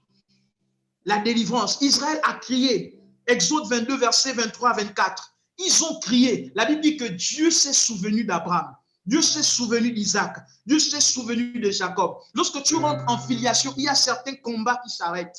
Il y a certains combats que tu vis aujourd'hui, c'est encore parce que tu es un orphelin. Il y a certains combats que tu vis aujourd'hui, c'est parce que tu n'es pas encore sous une couverture. Il y a certains combats que tu vis aujourd'hui, c'est parce que tu n'as pas encore décidé de te greffer. Quand tu prendras le choix de rentrer en alliance, de rentrer en connexion, tu constateras que beaucoup de choses disparaîtront à cause de l'alliance qui repose. De l'alliance qui repose. Tu peux être en contact avec quelqu'un sans être en relation avec lui. Tu ne jouiras pas de sa grâce. Tu ne jouiras pas de ses promesses. La Bible dit, toutes les familles seront bénies. Mais sont bénies par quel moyen? Par le moyen de Christ. Lorsque nous parlons de bénédiction d'Abraham, nous pouvons jouir de ces bénédictions aujourd'hui. Est-ce parce que nous sommes rentrés dans un mariage avec un juif? Non, pas du tout. Mais parce que nous sommes rentrés en connexion avec Abraham par le moyen de Christ. Par le moyen de Christ. Ça peut t'apporter la délivrance. Ça peut t'apporter la délivrance. Ça peut t'apporter la délivrance. Ça peut t'apporter la délivrance. Et concernant le ministère, c'est la même chose. C'est la même chose. Dans 1 Samuel, dans 1 Roi chapitre 19, verset 19, il a jeté le manteau sur Élisée. Élie a jeté le manteau sur Élisée. Élie a jeté le manteau sur Élisée. Et pendant qu'il a jeté le manteau sur Élisée, il y a eu une connexion, il y a eu un contact, il y a eu une relation, il y a eu quelque chose qui est né et qui l'a permis de pouvoir rentrer, qui l'a permis de pouvoir rentrer, qui l'a permis de pouvoir rentrer. Ce n'était qu'un cultivateur, ce n'était qu'un fermier, mais parce qu'il s'est connecté, lorsqu'il a décidé, lorsque Élie a jeté le manteau sur lui, il est quitté de fermier à prophète. De fermier à prophète. La connexion avec une personne a le pouvoir de te faire quitter la poussière et t'introduire à la table des rois. La connexion, la filiation a le pouvoir de t'introduire de l'humanité à la divinité. C'est pourquoi la Bible va dire dans Jean chapitre 1, le verset 4, tous ceux qui l'ont cru, à ceux qui ont reçu, ils ont le pouvoir de devenir quoi? Enfants de Dieu. Parce que lorsque nous acceptons Jésus, nous rentrons dans une filiation avec Dieu. Okay? Et quand nous rentrons dans cette filiation, non seulement nous ne sommes plus des simples hommes, nous devenons des dieux. Et quand nous devenons de Dieu, nous rentrons de même dans toutes les promesses qui sont accomplies en Christ. Elles deviennent notre partage. La filiation a le pouvoir de changer littéralement le cours de l'histoire d'un homme. Le cours de l'histoire d'un homme, le cours de l'histoire d'une femme. Le cours de l'histoire d'un homme, le cours de l'histoire d'une femme. Le tout n'est pas d'être en contact avec quelqu'un, mais le tout est de rentrer en relation. Lorsque Dieu veut te bénir, Dieu passera toujours par un homme. Dieu passera toujours par un homme. Et même quand les combats peuvent s'élever, les défis peuvent s'élever, les sorciers peuvent s'élever, écoute, tu as simplement besoin de rentrer en alliance. Quand nous regardons le livre de Josué, chapitre 9, versets 1 à 27, vous aurez l'occasion de lire cela à la maison. La Bible va dire que ces peuples avaient entendu parler. Je vais reprendre Josué, chapitre 9, verset 1 à 27. Ils ont entendu que les Juifs sont en train de venir. Ils ont entendu que les Juifs sont dangereux. C'est un peuple très brutal qui détruit et qui extermine. Ils se sont rendus compte que si nous voulons demeurer, il faudra que nous rentrons en relation avec eux. Et ils sont rentrés en alliance avec le peuple juif. Les Gabonites sont rentrés en alliance avec le peuple juif. Et quand ils sont rentrés en alliance avec le peuple juif, quand le peuple juif est arrivé chez eux, ils ont dit, mais nous sommes désormais en alliance. Vous ne pouvez plus nous détruire. Vous ne pouvez plus nous détruire. Ils se sont rendus compte que, mais bon, on fera des esclaves à vie. Vous allez aller couper le bois, vous allez porter l'eau, mais ils ont été épargnés. Ça veut dire qu'il y a des dimensions de combat que tu ne pourras pas porter, mais le fait que tu sois sous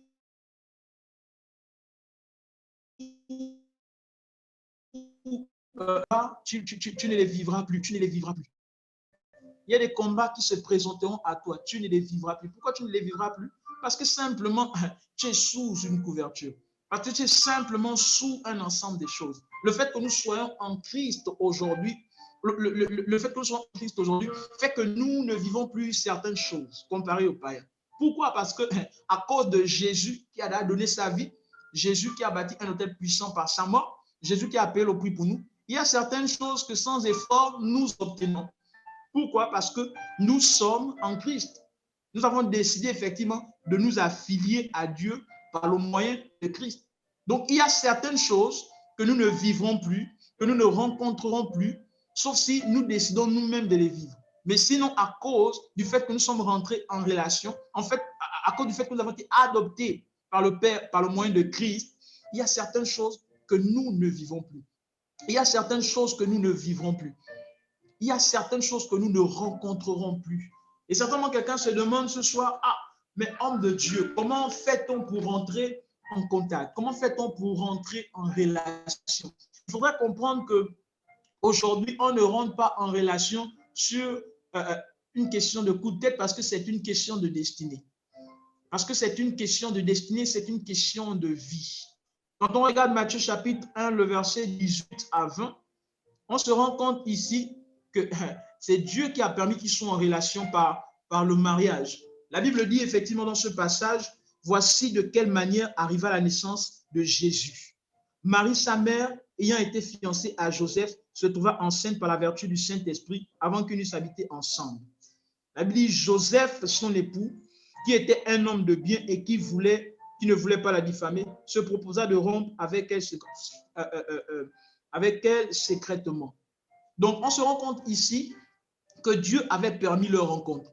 Lorsque Dieu veut vous permettre de rentrer en relation, lorsque Dieu veut vous permettre de rentrer dans quelque chose, dans une lignée, dans une famille, dans une connexion, c'est Dieu qui occasionne. Ça, c'est le premier principe que nous devons comprendre. C'est Dieu qui occasionne. C'est pourquoi lorsque nous sommes dans les périodes où tout le monde veut se marier, il faut prendre le soin de prier. Parce que de même qu'on peut rentrer dans la bonne lignée, on peut aussi rentrer dans la mauvaise lignée. Il y en a qui se sont mariés avec quelqu'un, ils avaient tout. Et quand ils se sont mariés, ils ont commencé à tout perdre. Pourquoi ils ont commencé à tout perdre? Parce qu'ils sont entrés dans une lignée où il y avait des hôtels de pauvreté établis, dans une lignée dans laquelle il y avait effectivement des hôtels de réclamation, où il y avait des hôtels effectivement d'infécondité. Et quand ils se sont connectés, tout ce qui est en eux là, tout ce qui est en eux là a été détruit. À cause de quoi? À cause de l'alliance qui parle, de l'hôtel qui parle, de la famille dans laquelle ils se sont introduits. C'est pourquoi on ne se marie pas sur un coup de tête et on ne se marie pas avec n'importe qui. Avant de pouvoir te marier, prends le soin de consulter Dieu. Quand nous prenons le soin de regarder cette histoire dans le livre de Matthieu chapitre 1, celle de Joseph et de Marie, on constate effectivement que c'était une rencontre divine. C'est pourquoi quand ils ont voulu arrêter la relation, la Bible dit que Dieu est venu intervenir. Dieu est venu intervenir. Dieu est venu intervenir. Et quand Dieu intervient dans le verset 20 de Matthieu chapitre 1, la Bible dit que comme il y pensait, voici un ange du ciel lui apparut en songe et lui dit, Joseph, fils de David, ne crains pas de prendre avec toi ta femme, car l'enfant qu'elle a conçu vient du Saint-Esprit. Écoutez ce que Dieu dit par l'ange. Dieu ne dit pas non ta fiancée, Dieu ne dit pas non ta promise, Dieu dit ta femme. Il n'était pas marié, mais il était fiancé. Mais devant Dieu, Dieu dit ta femme. Parce que Dieu savait effectivement qu'il y avait quelque chose de puissant. Il fallait les garder, il fallait les préserver, il fallait tout faire. C'est la première fois que je vois le ciel s'opposer à ce qu'une relation puisse s'arrêter. Parce que c'était une question de salut, une question de destinée, une question des nations, une question du monde. Il dit ta femme. Il n'était pas encore marié. Il dit ta femme. Il dit ta femme. Il n'a pas dit non, ta bien-aimée, non, la sœur que tu courtises là. Il n'a pas dit ça. Il n'a pas dit non, la sœur que tu courtises là, non, tu sais, elle est belle, hein? Elle s'est priée, elle s'est préparée. Dieu n'a pas dit ça. Dieu dit, il dit ta femme. Parce que Dieu regarde les enjeux. Quand Dieu regarde les enjeux, Dieu dit non. Les enjeux sont trop importants pour que ces deux décident de pouvoir arrêter cette relation. Ce n'est plus seulement rattaché à eux, mais c'est aussi rattaché au monde. C'est aussi rattaché au monde. C'est pourquoi quand on se met en relation, on doit comprendre qu'il Dieu a une place importante sur le choix de notre conjoint et de notre conjointe. Parce que notre union, effectivement, a aussi un impact pour le monde. Dans le cas de Jésus, c'était stratégique. Mais dans notre cadre aussi, c'est aussi stratégique. Notre capacité à réussir ou à échouer notre destinée est aussi rattachée au choix que nous faisons par rapport à notre partenaire. Ça veut dire que là, si effectivement Joseph avait persisté, insisté et avait décidé d'arrêter cette relation-là, le monde aujourd'hui n'en saurait certainement pas où nous en sommes. Certainement, on n'aurait pas parlé de Jésus. Les temps étaient accomplis, tout était accompli, les bonnes personnes étaient ensemble. Ça veut dire qu'il y a des personnes peut-être qui ont laissé la personne qu'il fallait, qui ont abandonné la personne qu'il fallait. Peut-être Marie ne s'est même pas préparée. Mais Dieu a dit, reste. Parce que ce n'est plus une question de toi, c'est une question de nation. C'est une question de nation. C'est une question de nation. C'est une question de toi. C'est une question de nation. Donc, quand nous parlons de filiation, cela peut nous permettre d'être propulsés par rapport à notre ministère. Cela peut nous permettre d'être propulsés par rapport à notre vie dans tous les sens. Tu décides de te marier à un frère parce que tu as vu, il a les abdos, parce que tu as vu, il est grand de taille, parce que tu as vu, il est court de taille, parce que tu as vu le frère faire la muscu, parce que tu as vu le frère s'habiller bien. Mais est-ce que tu as pris le soin de consulter Dieu? Est-ce que tu as pris le soin de consulter Dieu? Est-ce que tu as pris le soin de consulter Dieu? Oui. Souvent, on s'arrête sur certaines choses et on se dit non, c'est suffisant. Non, ce n'est pas suffisant, c'est pas suffisant. Le mariage, la connexion, la filiation entre Joseph et Marie, ce n'était pas seulement rattaché à eux. C'est aussi rattaché aux destinées. C'était rattaché aux destinées. C'était rattaché aux destinées. Il y a des gens qui échouent leur destinée, qui passent totalement à côté. Parce qu'ils ont fait un choix qui ne devait pas être celui-là. Et parce qu'ils ont fait ce choix, ils sont rentrés dans la mauvaise lignée. Ils sont rentrés dans la mauvaise connexion. Joseph n'avait pas beaucoup d'argent. Joseph n'était pas opulent. Joseph n'était même pas un sugar daddy. Joseph n'était pas quelque chose, un gars qui s'habillait, qui mettait les slims avec les Vans. Joseph n'était pas un gars peut-être qui portait les vestes. C'était un charpentier. Un charpentier. Ces mains-là, il ne savait pas caresser. C'était dur. Les mains de Joseph, là, c'était dur à cause du bois. Ses mains étaient dures à cause du bois. C'est sûr même que quand il touchait Marie, il disait, hé frère, Mimi. Mais Dieu a dit, c'est vous deux. Pourquoi? Parce qu'il y avait une question de destinée. Dieu savait qu'il fallait qu'il y ait alliance entre les dieux.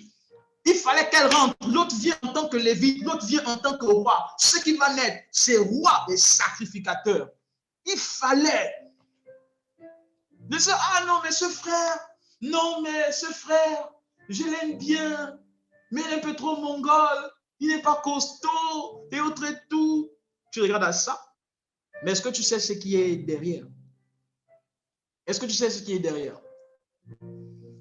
La première chose, c'est le mariage. Le mariage est devenu une chose aujourd'hui. Les mariages sont de plus en plus arrangés. Tu travailles, je travaille, bah, on décide de se marier, on construit, on investit, et puis bah, on... Ce n'est pas question de ça d'abord selon Dieu. Quand Dieu unit deux personnes, Dieu les unit d'abord pour une destinée, pour un but. Et quand Dieu les unit, Dieu tient compte effectivement des lignées dans lesquelles ces personnes, d'où lesquelles ces personnes tiennent. Peut-être les combats que tu as aujourd'hui, la réponse se trouve dans le mariage dans lequel tu vas rentrer. Peut-être il y a un hôtel de pauvreté qui réclame ta vie. Mais la soeur ou le frère que tu vas marier, il y a un hôtel de prospérité qui a été établi par son père ou par sa mère, qui allait poser devant Dieu. Quand tu rentres, tu te connectes à cet hôtel. Tu te connectes à cette grâce et tu vois les choses shifter. Le mariage. Aujourd'hui, on regarde aux plaquettes. Mais prenons le soin de consulter le Seigneur. Le deuxième point qui peut nous permettre de rentrer dans la filiation spirituelle, c'est l'adoption par le canal de la paternité spirituelle. Par le canal de la paternité spirituelle. On ne décide pas qu'une personne soit notre père spirituel parce que la personne manifeste la puissance, parce que la personne est charismatique, enseigne les Écritures, parce que la personne a beaucoup d'argent, parce que la personne est très suivie sur les réseaux sociaux, parce que la personne a de la notoriété, parce que je ne sais pas qu'est-ce que je pourrais ajouter, prophète. Je ne sais pas, on dit encore. parce que la personne a beaucoup d'argent, je ne sais pas, beaucoup d'églises, on dira quoi d'autre? Parce que la personne a tout ce que vous pouvez imaginer. Non. On rentre en connexion, c'est parce que Dieu nous y conduit.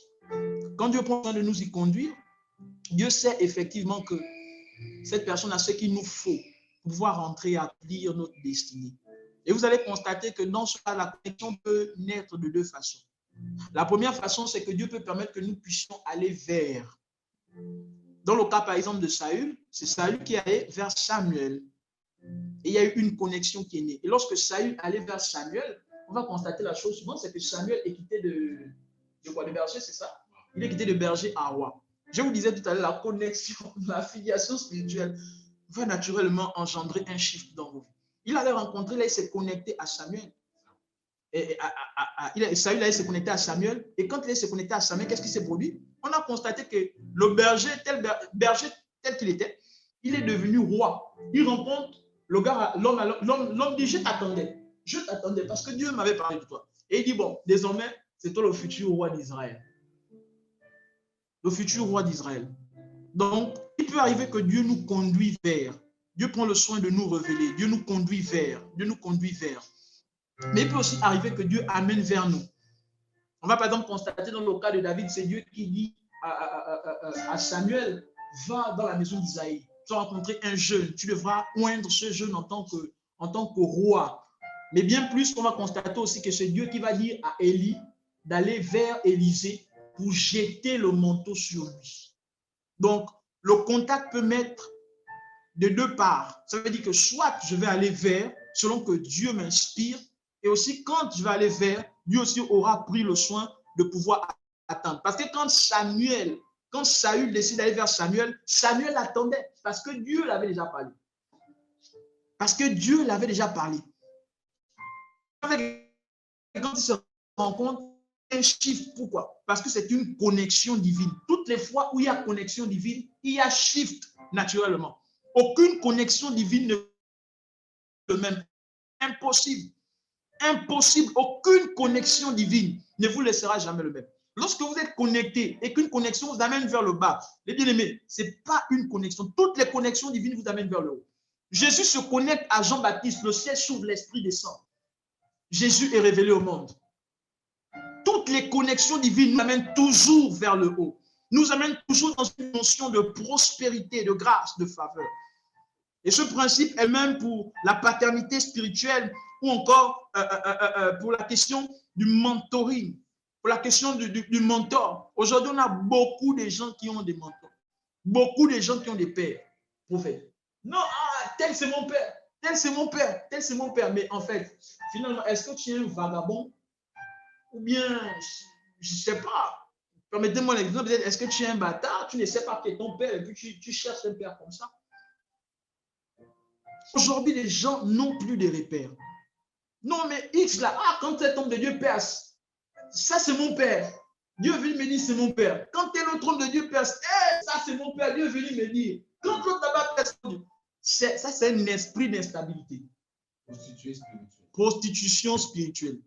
Si tu es dans ce cas, tu as besoin de délivrance. Tu es dans ce cas. En fait, c'est l'expression d'une instabilité spirituelle profonde et avancée. C'est l'expression d'une stabilité spirituelle profonde et avancée. Une des SPA. Profonde, instabilité spirituelle profonde et avancée. Aujourd'hui, c'est X qui est ton père. Demain, c'est Y qui est ton père. Quand l'homme de Dieu est en vogue, c'est ton père. Non, mais c'est de l'instabilité. Ma prière est que cela ne soit pas ton partage. Et le dernier point, c'est par le moyen de l'alliance. L'alliance est le moyen par excellence pour entrer en relation, pour entrer dans une filiation. L'alliance. Aujourd'hui, nous voyons les alliances, par exemple, entre les nations. Nous allons constater qu'il y a les États-Unis et l'OTAN, mais il y a aussi le BRIC, c'est-à-dire la Chine, l'Inde, on va dire quoi? La Chine, l'Inde, l'Iran, la Russie, le Brésil, l'Afrique du Sud et bien d'autres pays, ils ont des alliés. Ils ont décidé de s'allier et cela apporte une paix. Par exemple, aujourd'hui en Afrique centrale, au niveau de la Centrafrique, par exemple, c'est un pays qui était instable depuis plusieurs années à cause de leur richesse. Et ils se sont rendus compte que non, la France est en train de jouer un mauvais jeu. Ils travaillent à ce que nous soyons dans une instabilité pour jouir de nos richesses. Qu'est-ce que le président a compris? Le gars allait signer une alliance avec la Russie. Il est allé rentrer en alliance avec la Russie. Il dit les gars, écoutez, venez nous protéger. Et depuis qu'ils sont venus, il y a une forme de stabilité. Parce que l'armée russe fait un travail profond. Quand on va prendre le cas de la Syrie, Bachar, depuis plusieurs années, l'Occident veut l'enlever au pouvoir. Mais Bachar est en alliance avec la Russie. Les Européens ont dit le jour où il sort de son pays, on le détruit. Bachar a quitté la Syrie pour aller en Russie. Son avion n'a pas été inquiété de quoi que ce soit. À cause de quoi? Parce que le monde connaît effectivement la puissance militaire de la Russie. Donc, on sait que si on touche à Bachar, on touche à la Russie. L'alliance, ça nous introduit dans plusieurs choses. Une question d'alliance, ça nous introduit dans plusieurs choses. Ça nous introduit dans plusieurs choses. Donc, c'est ce que je voulais partager avec vous ce soir. C'est ce que je voulais partager avec vous ce soir. J'aimerais que nous prenions un temps de prière. J'aimerais que nous prenions un temps de prière où Nabi s'il a des questions. Je vais prendre 2 questions avant que nous ne prenions un temps de prière. Je vais prendre 2 questions s'il y en a avant qu'on ne prenne un temps de prière. Oui, bonsoir, prophète Loïc. On a 2 questions en fait. C'est comment faire l'alliance et est-ce que les alliances, c'est seulement les alliances maritaux, une alliance maritale? Les alliances, ok. La première chose, il faut comprendre que sur la question du mariage, le mariage elle-même est déjà l'alliance. Le mariage elle-même est déjà l'alliance parce que Jésus va dire que celui qui s'attache à une prostituée, 1 Corinthiens chapitre 6, c'est bien ça, à partir du verset 18, que celui qui s'attache à une prostituée, ok, il devient un avec elle. Et il en est de même avec le Seigneur. Ça veut dire que lorsque nous rentrons dans le cadre du mariage, lorsque nous nous marions avec une personne, nous devenons un. Ça veut dire que ce que cette personne a, naturellement, ça nous impacte. Ça veut dire que ce que toi aussi tu as, naturellement, ça va impacter la personne. C'est un peu comme cette image que j'ai prise tout à l'heure concernant Joseph et Marie. Marie est venue d'une lignée de sacrificateurs. Joseph est venu d'une lignée de rois. Et naturellement, ils ont produit quoi? Roi et sacrificateur. Donc, ça veut dire que chacun apporte en fait ce qu'il a avec lui. Et ça produit naturellement un impact dans la vie de l'un et de l'autre, mais aussi dans ce que vous allez engendrer et dans ce que vous allez effectivement produire. En ce qui concerne effectivement l'alliance, c'est le fait de rentrer en connexion. Je peux rentrer en alliance avec, par exemple, un ministère, selon que Dieu me révèle. Et je veux apporter une offrande qui ne sera pas simplement une offrande. Mais cette offrande, quand je vais prendre cette offrande, je vais la donner, je vais l'offrir, je vais la déposer. Je sais que c'est un contact qui me permet d'être connecté à ce ministère, qui me permet d'être connecté à cet homme de Dieu, qui me permet d'être connecté non seulement à lui, mais aussi à sa lignée. Et ça fait que chaque année, comme les autres, le principe de l'alliance est celui-ci, il faudrait sacrifier pour fortifier l'autel. Alors, qu'est-ce que je fais? Je vais régulièrement offrir, je vais régulièrement sacrifier pour faire quoi? Pour fortifier l'autel, l'alliance que j'ai établie. J'espère avoir répondu à tes 2 questions. Oui, merci beaucoup, prophète.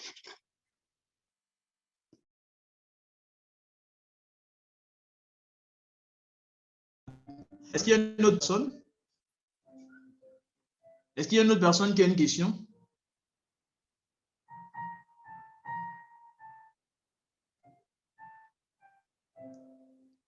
Est-ce qu'il y a une autre personne qui a une question, une dernière question, avant que nous ne prenions un temps de prière? Oui, j'ai aussi une question. C'est concernant... Oui, prophète Loïc, j'ai aussi une autre question. C'est concernant justement les filiations, parce qu'on parle si vous avez plus parlé des mentors, par exemple, des personnes qui ont un ministère et bon, vous avez aussi dit que vous avez parlé un peu de prostitution spirituelle, du fait qu'il y a des personnes qui aient plusieurs mentors. Donc, ça veut dire qu'ici, on parle juste de mentors, des personnes qui ont un ministère, ou bien on peut avoir un mentor, je ne sais pas, peut-être dans le commerce ou je ne sais pas si vous comprenez un peu ma question. Est-ce que le mentor, c'est forcément quelqu'un seulement qui a un ministère, qui est grand dans un ministère, ou bien par exemple, on peut avoir, on va dire, comment on les appelle, les juifs là, un juif comme mentor, ou bien un imam, ou je ne sais pas. Oui. D'accord, d'accord. Donc, tu veux savoir s'il est possible d'avoir un imam comme mentor, un imam ou bien une personne qui n'est pas dans le ministère. D'accord. La première chose qu'il faut comprendre, en fait, c'est que en ce qui concerne déjà le mentoring, c'est différent de la paternité. Ce dont je parlais en termes de prostitution spirituelle, il y a quoi, prostitution spirituelle poussée et très avancée. J'ai parlé de la paternité. La paternité, elle est différente de mentoring.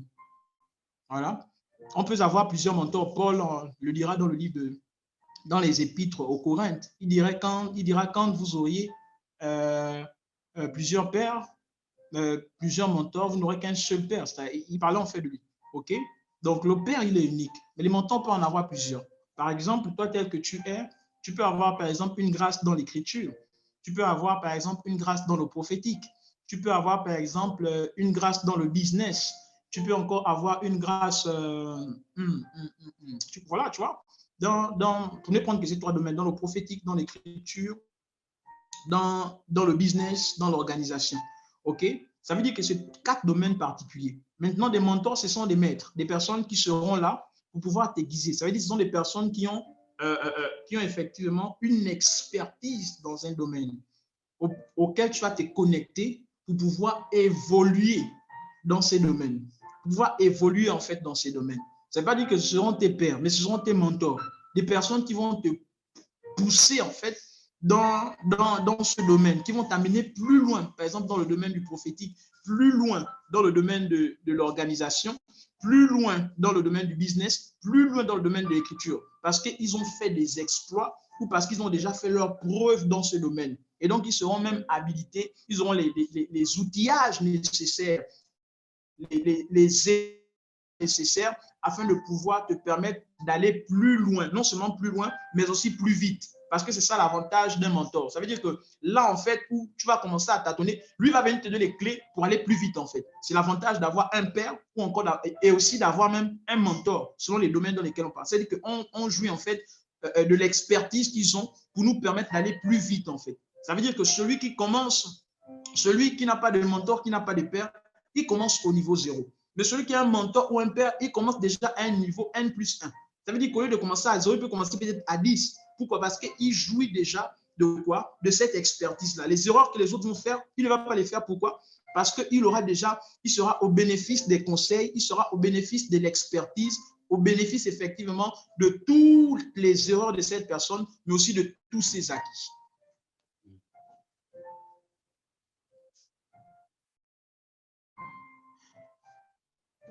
Donc, je ne sais pas si j'ai pu répondre à ta question.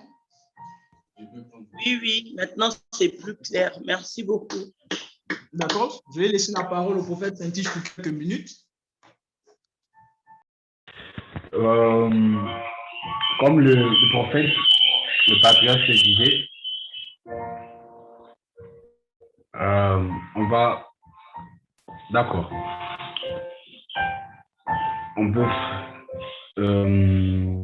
Or, le patriarche l'avait dit sur l'alliance du mariage. Beaucoup ne savent pas que l'alliance du mariage est une, si je peux le dire,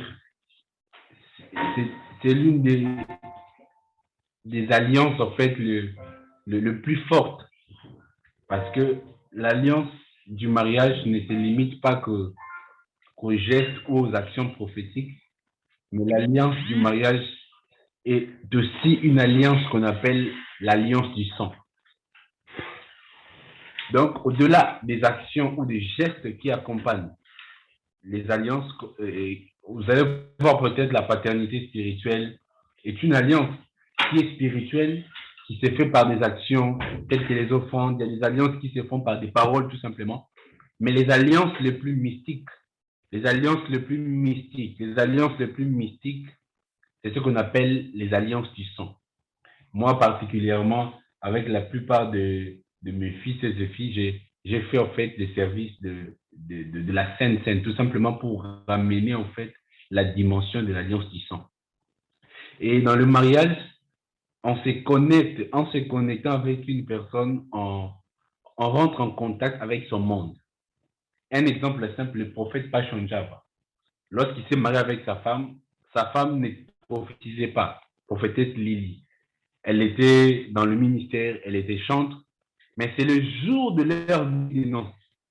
Je répète, c'est le jour de leur nuit de noces que le prophète Pachon va dire à sa femme qu'après notre moment d'intimité, tu vas commencer à prophétiser. Tu vas commencer à voir comme moi.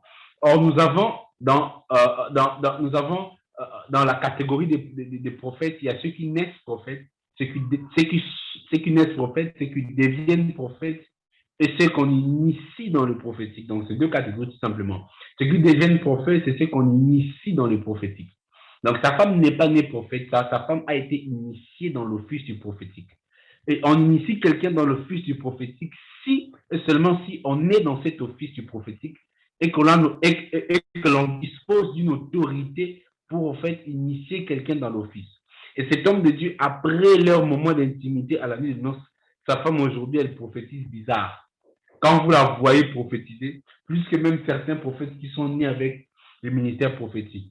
Pourquoi? Parce que l'alliance du sang est très forte. Et par rapport au mentor,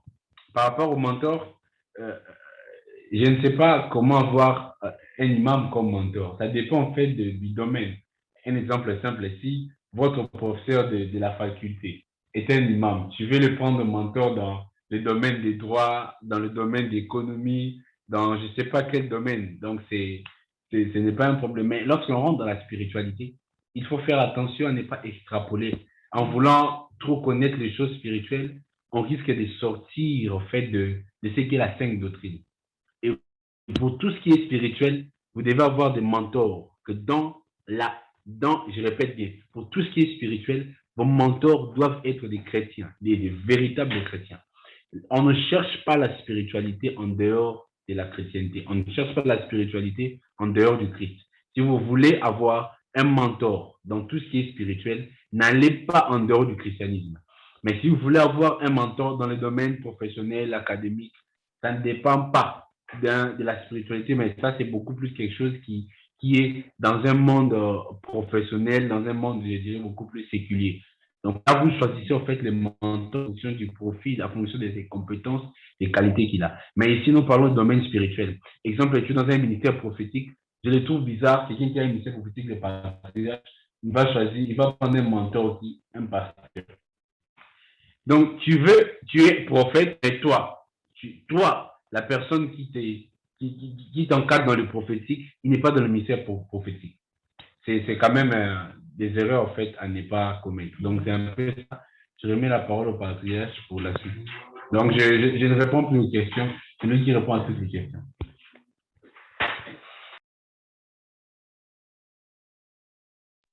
Amen, amen, amen. Que Dieu bénisse son serviteur, que Dieu bénisse son serviteur. Donc, nous allons prendre un petit temps, de prière, Je pense que le Nabi est venu boucler la boucle. On a déjà fait 2 à 3 questions. Donc, on va prendre le soin de prendre un instant dans la prière. On va prendre un instant dans la prière pour dire merci au Seigneur. Mais aussi, on va prendre le soin de rendre grâce à Dieu. Priez pour nos vies, priez pour nos vies, priez pour que Dieu nous accorde la sagesse. Priez pour que Dieu puisse nous conduire. Vous savez, ces choses spirituelles nous introduisent dans des contacts. Et ce que nous sommes appelés à faire, nous devons le faire vraiment parce que nous avons reçu de la part du Seigneur la conviction, que nous avons effectivement reçu la conviction de la part du Seigneur. On ne fait pas des choses parce qu'on veut juste les faire. On ne fait pas les choses parce qu'on les pense et autres et tout. Non. Il est important de faire des choses Selon effectivement que le Seigneur nous y convainc. Que le Seigneur puisse nous y convaincre. Moi, il y a certaines choses que je posais comme acte. Il y a certaines choses que j'ai eu à cœur. Et je vous assure que quand le temps est arrivé pour le faire, vraiment, le Seigneur m'a étonné. Parce que c'était véritablement de lui, en fait. C'était véritablement de lui. J'étais très étonné de voir comment plusieurs choses se sont passées avec une simplicité. Je me suis dit, waouh, waouh, waouh, waouh. Parce que Dieu avait déjà précédé mes pas et Dieu avait aplani mes sentiers. Parce que j'étais dans sa volonté, dans son optique. Donc, j'aimerais que nous puissions prendre un temps de prière, que nous puissions prendre un temps de prière. Toutefois, s'il y a des questions, le secrétariat va les noter, d'accord, et on va les envoyer en réponse au niveau du groupe WhatsApp. Le temps nous est déjà imparti, mais j'aimerais que nous puissions prendre un temps de prière, que nous puissions prier ensemble. Prions ensemble par rapport à ce message. Prions ensemble. Il y a beaucoup de personnes qui veulent se marier. Priez pour que le Seigneur nous accorde la grâce de faire le bon choix, parce qu'il y a un impact capital par rapport à nos vies. Priez ensemble par rapport aux offrandes. Naturellement, on doit faire nos offrandes avec prophétique. Prophétisons quoi, c'était des L'inscription ne veut pas dire qu'on a bâti un hôtel d'offrande. C'est différent. Je pense que Dieu me faisant grâce, j'ai revenu parler uniquement sur l'offrande, sur l'impact de l'offrande dans le monde spirituel. Sur l'impact de l'offrande sur le monde spirituel. Dieu fera grâce, nous en parlerons. Dieu fera grâce, nous prendrons le soin d'en parler. Mais je voudrais que nous puissions prier pour que Dieu nous accorde de la sagesse, pour que Dieu nous accorde du discernement, pour que Dieu puisse nous conduire. Pour l'offrande prophétique, j'ai déjà tout dit aujourd'hui. J'ai revenu sur un thème, voilà, sur l'offrande, l'impact de l'offrande par rapport à l'onction. J'en parlerai un jour par la grâce de Dieu. Mais je voudrais que nous puissions prier pour que Dieu nous accorde la sagesse, pour que Dieu nous conduise dans ce que nous aurons à faire, pour que Dieu nous dirige. Et nous sommes de même à l'aube de ce mois de août. Le chiffre 8 symbolise le chiffre de l'alliance, pendant que nous parlons de sacrifice. Lorsqu'ils sont sortis, c'était 8 et ils ont fait une alliance avec Dieu. Ils ont bâti un autel. Ils ont bâti un autel. C'est au 8e jour qu'il y a eu la circoncision. D'accord? Donc, 8, c'est un chiffre de recommencement. Je suis convaincu que Dieu veut apporter un nouveau départ dans la vie de quelqu'un. Dieu veut apporter un souffle nouveau en ce mois. Je ne sais pas ce que tu as traversé jusqu'ici, je ne sais pas ce que tu as rencontré jusqu'ici, mais je suis convaincu qu'en ce mois d'août, c'est un mois où Dieu veut faire quelque chose. Dieu veut faire quelque chose. Et ce que Dieu m'a dit, j'en parlais avec le prophète Saint-Tige ce matin. Il disait, prophète, Dieu m'a dit une chose bizarre. Dieu m'a donné un passage, Psaume 66, verset 2. Ô toi qui écoutes les prières, tous les hommes viendront à toi. Et ce qui est extraordinaire, c'est que Dieu n'écoute pas seulement nos prières. Lorsque Dieu écoute nos prières, il prend le soin de les exaucer. Donc, je pouvais comprendre que c'est un mois où Dieu va prendre le soin de nous exaucer. Et concernant effectivement le nouveau départ, concernant effectivement le commencement, au commencement, qu'est-ce qui s'est passé? Dieu a parlé. Dieu a parlé. Que la lumière soit et la lumière fut. Au commencement, dans Actes chapitre 2, ils étaient en train de prier. Ils ont vu quelque chose. Ça veut dire que c'est un mois dans lequel on doit prier pour voir des résultats. C'est un mois dans lequel on doit prendre le soin de parler. On doit prendre le soin de déclarer. Parce que c'est un commencement, c'est un départ nouveau. C'est un départ nouveau. J'aimerais que nous puissions débuter nos micros et que nous prenons le soin de prier ensemble. Et nous prenons un instant dans la prière. J'aimerais que nous débutons nos micros. Nous prions ensemble. Que nous prions le Seigneur notre Dieu. Que nous prions le Seigneur notre Dieu.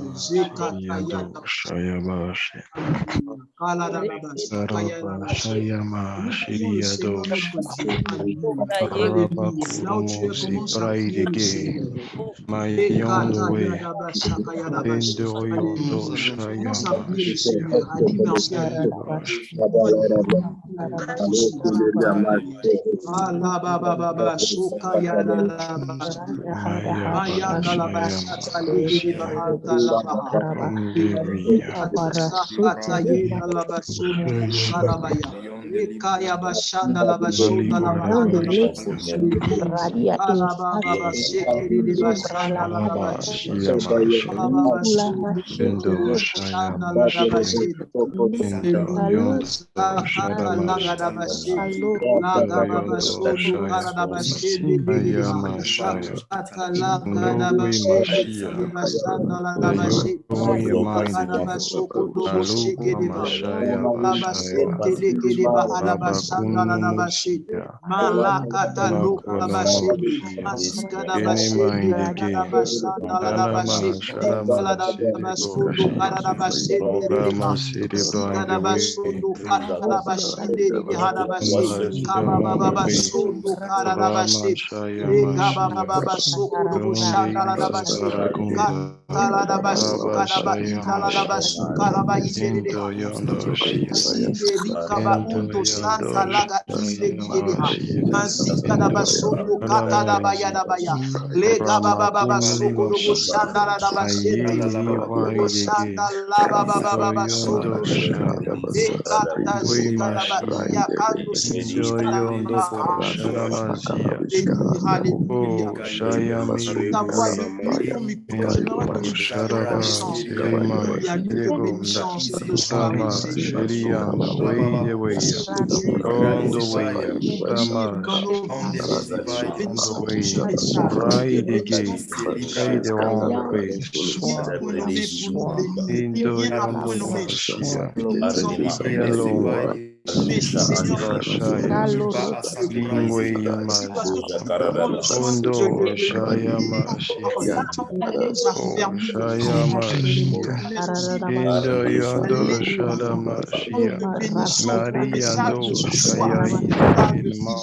nous donne de comprendre que les lois de Dieu sont établies dans les cieux et manifestent la terre. Donc, nous donne de comprendre que vivre l'accomplissement et appelé dans le système hier cette soirée, Seigneur, puissions par ton esprit, puissions par ton esprit, au nom de Jésus, accorde-nous la sagesse, accorde-nous l'intelligence, afin de vivre ces choses, au nom de Jésus, vraiment que Dieu nous à mettre en pratique. Ne permet pas que nous soyons des efforts. Seigneur, reste à ce que nos actions pratiquées au nom de Jésus-Christ de Nazareth. Ira dans le livre de Jean, chapitre 7. Si vous connaissez ces choses, que vous pratiquez. Seigneur, laisse à ce que nous puissions mettre en pratique. Loi les principes que nous avons appris de Jésus-Christ de Nazareth. Laisse que nous puissions appliquer ces choses. Sorte à ce que nos vies soient changées. Sorte à ce que nos vies soient transformées. Au nom de Jésus. Sorte à ce que Dieu, en ce qui concerne nos vies, Seigneur, soit magnifié. Au nom de Jésus-Christ de Nazareth. Alléluia. Laisse à ce que si nous étions sur des voies mauvaises, Seigneur, que nous soyons ramenés par ta parole et par ton esprit. Sans de Jésus-Christ de Nazareth. Alléluia. Nous prions, Seigneur, pour que si nous étions sur des voies mauvaises, éternel, que tu nous ramènes sur la voie de la crainte de ton nom, la voie de la volonté à ceux qui servent nos vies. Non, Seigneur, sur la filiation spirituelle, sur la loi des unions, sur la loi des la prière est consumée pour le mariage. Seigneur, tu nous accordes la grâce de rentrer dans la révélation au nom puissant de Jésus. Nous ne voulons pas, Seigneur, simplement le caractère. Nous ne voulons pas simplement les critères aux yeux des caractères. Mais nous prions pour que tu viennes nous faire connaître ta volonté. Tu veux dire à Joseph parlant de ne pas laisser sa femme qui n'était pas encore mariée. Le ciel allait avait déjà validé la cause de la destinée prophétique. Si ma prière de cette soirée est que tu puisses nous accorder la lumière, la révélation claire et évidente de l'intégrité, Seigneur. Seigneur, ne permette pas que nous soyons dans l'ignorance. Ce qui concerne ta volonté au sujet de nos vies, que Jésus-Christ de Nazareth ne permet pas que nous soyons dans les ténèbres, Père. Au nom puissant de Jésus, la Bible te dit c'est la révélation qui est, la révélation de tes écritures qui donne de l'intelligence. Nous conduit dans toute lumière et la vérité, Seigneur. En ce qui concerne nos choix, je prie au nom de Jésus, Seigneur, soit en tant que père spirituel, en tant que mentor, et même en tant que connexion spirituelle, au-delà des apparences, au-delà de tout ce que nous avons, Dieu, il y a ce que nous ne voyons pas que toi seul es à même de connaître. Père, je prie cette soirée, la katalabase, makabada souf, et kataladabayenda, rukante runde sim, ite siamande, inda sataladabaya, je prie pour que mon esprit, au nom puissant de Jésus, la Bible dit que tel fois paraît juste un homme à son insu sur ma perdition. Je prie dans cette soirée, parce que la Bible dit que les pas de l'Éternel sont conduits, oh Dieu, les pas du juste sont conduits par l'Éternel. Je prie afin que tu conduises nos pas. Je prie afin que tu nous diriges, Seigneur, au nom de Jésus. Ta parole déclare que dans le cœur de l'homme, il y a de nombreux je prie afin que tes sur nos projets, sur notre volonté, Seigneur, au nom de Jésus, pour que nous puissions dire, non pas ma volonté, mais ta volonté, Seigneur. Tu le demandons, Père. Dans la bachanda, dans la bachanda, Baba Sokoro Shinde Ideba, la Katala da Bashi, Makala da Bashi, Kere de Basanta, Labra da Baya. Beyond the way, my hallelujah, Nous prions au nom de Jésus-Christ de Nazareth. Que nous puissions prier pour ce mois de août. Que nous puissions prier pour ce mois d'août. Les Sokodobo Shaktaladaba. Que nous puissions prier pour ce mois d'août. Lorsqu'il y a eu le commencement, selon que Genèse nous l'enseigne, la Bible dit que Dieu a dit que la lumière soit et elle fut. Au commencement, dans Acte 2, lorsque la saison de la grâce est arrivée, la Bible nous enseigne qu'ils étaient en train de prier et quelque chose se produit. Le Seigneur pouvait me dire que celui qui écoute les prières, tous les hommes viendront à lui. J'aimerais que tu puisses prier. Prier comme ils ont prié dans la chambre haute. Mais j'aimerais aussi que tu puisses parler comme Dieu a parlé au commencement. Afin que ce mois soit un mois différent pour toi. Afin que ce mois soit un mois de joie totale. Un mois d'exaucement total. Un mois de vie. Un mois de percée, un mois de faveur. Est-ce que tu peux prier le Seigneur où tu es? Alors que nous abordons ce mois, est-ce que tu peux prier le Seigneur pour ta vie? Est-ce que tu peux prier le Seigneur pour ta famille? La sakaladaba, malakalaba sokaladabaya, ikabada shendere de basuna ladabayenda, ukabaide sindeli gabaun katayadaba, ukabayenda labasondo karadabase. Moi, Seigneur, machi kapalunde Seigneur,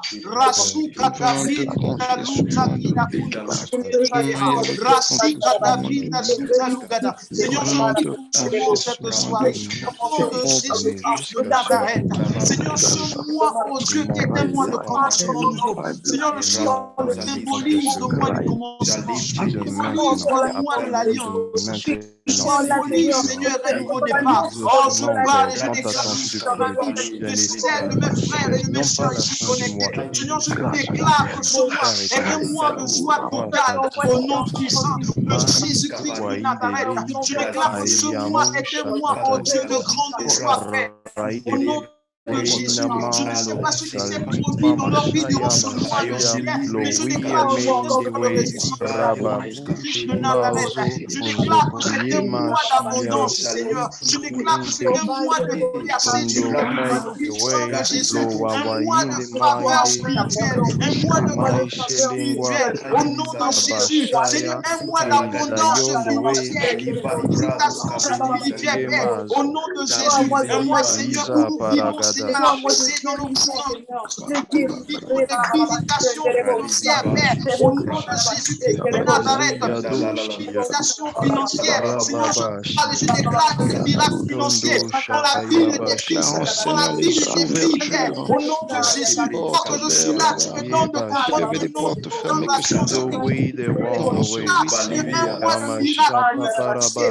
un miracle financier, un miracle financier, au nom puissant de Jésus-Christ de Nazareth, un miracle financier dans la vie de tes filles, dans la vie de tes filles, Seigneur, puissant de Jésus, quelle que soit la dimension à laquelle ils s'attendent à toi. Que tu fais au-delà de ce qu'ils s'attendent, de ce à quoi ils espèrent, Seigneur, au nom puissant de Jésus. Un mois où tu viens bouleverser leur entendement par la dimension de miracle financier que tu viens produire dans leur vie. Au nom puissant de Jésus-Christ de Nazareth, je déclare que c'est un mois de percée dans tous les domaines dans lesquels tu te déploies. Soit dans le domaine des études, Seigneur, je déclare un mois de percée au nom de Jésus-Christ de Nazareth. Que ce soit dans le domaine matrimonial, je déclare une stabilité au nom de Jésus-Christ de Nazareth. Je déclare que tout ce qui a porté le trouble de leur vie soit terrassé au nom de Jésus. Et je déclare, Seigneur, oh Dieu, une saison de stabilité, une saison de paix, Seigneur, dans tous les domaines de leur vie. Au nom puissant de Jésus-Christ de Nazareth, je déclare une dimension de visitation angélique. Je déclare un chiffre prophétique, un chiffre de la connaissance, la révélation de Dieu. Quelque chose soit la partage. Je déclare que l'ange de la mort soit éloigné de leur vie, mais aussi de la famille, Seigneur. Au nom de Jésus-Christ de Nazareth, je déclare, Seigneur, dans cette soirée, que l'ennemi avait établi pour ruiner leur vie. L'ennemi avait établi pour apporter le trouble. Seigneur, pour porter la paix et la joie. Je viens neutraliser des projets de l'ennemi. Au nom de Jésus-Christ, pour la gloire de Dieu au sein de leur vie. Où la gloire de Dieu se manifeste au sein de leur vie. Moi, où la gloire de Dieu se manifeste au sein de leur vie. Moi, où la gloire de Dieu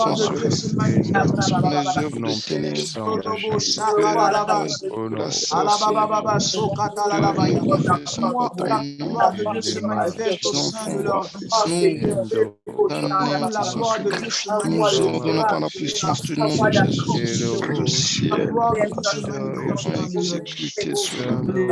Avant de laisser la parole au prophète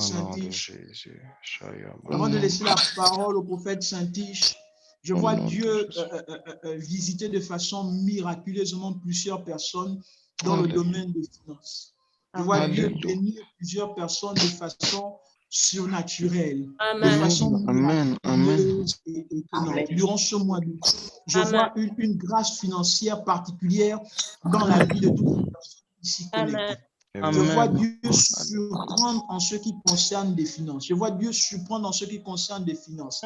Je vois Dieu surprendre en ce qui concerne des finances. Et pendant que je suis en train de parler, je vois des documents administratifs qui sont bloqués. Et pendant que je parle, un déblocage. Il y a des personnes qui sont dans des situations administratives où tout est bloqué.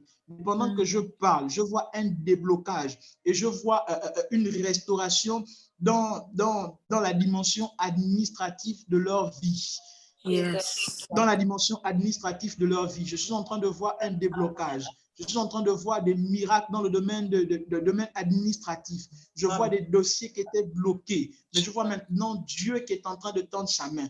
Je vois un déblocage dans la dimension administrative. Il y a des bloqués, il y a des dossiers qui étaient en cours, qui étaient bloqués. Mais Dieu maintenant a intervenu. Et en ce mois, tu vis cela, tu vivras cela. Amen. Tu témoigneras cela. Parce que je vois Dieu débloquer des situations administratives. Des situations administratives, des choses qui sont en train de traîner.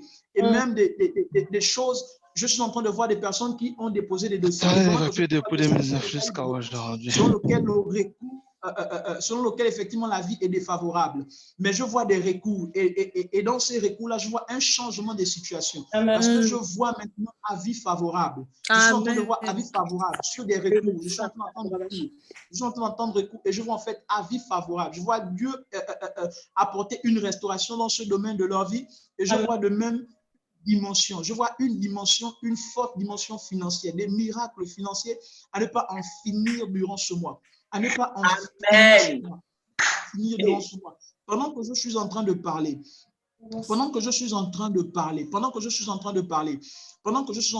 je vois des personnes qui avaient comme faibli dans la prière. Des personnes qui avaient comme faibli dans la prière.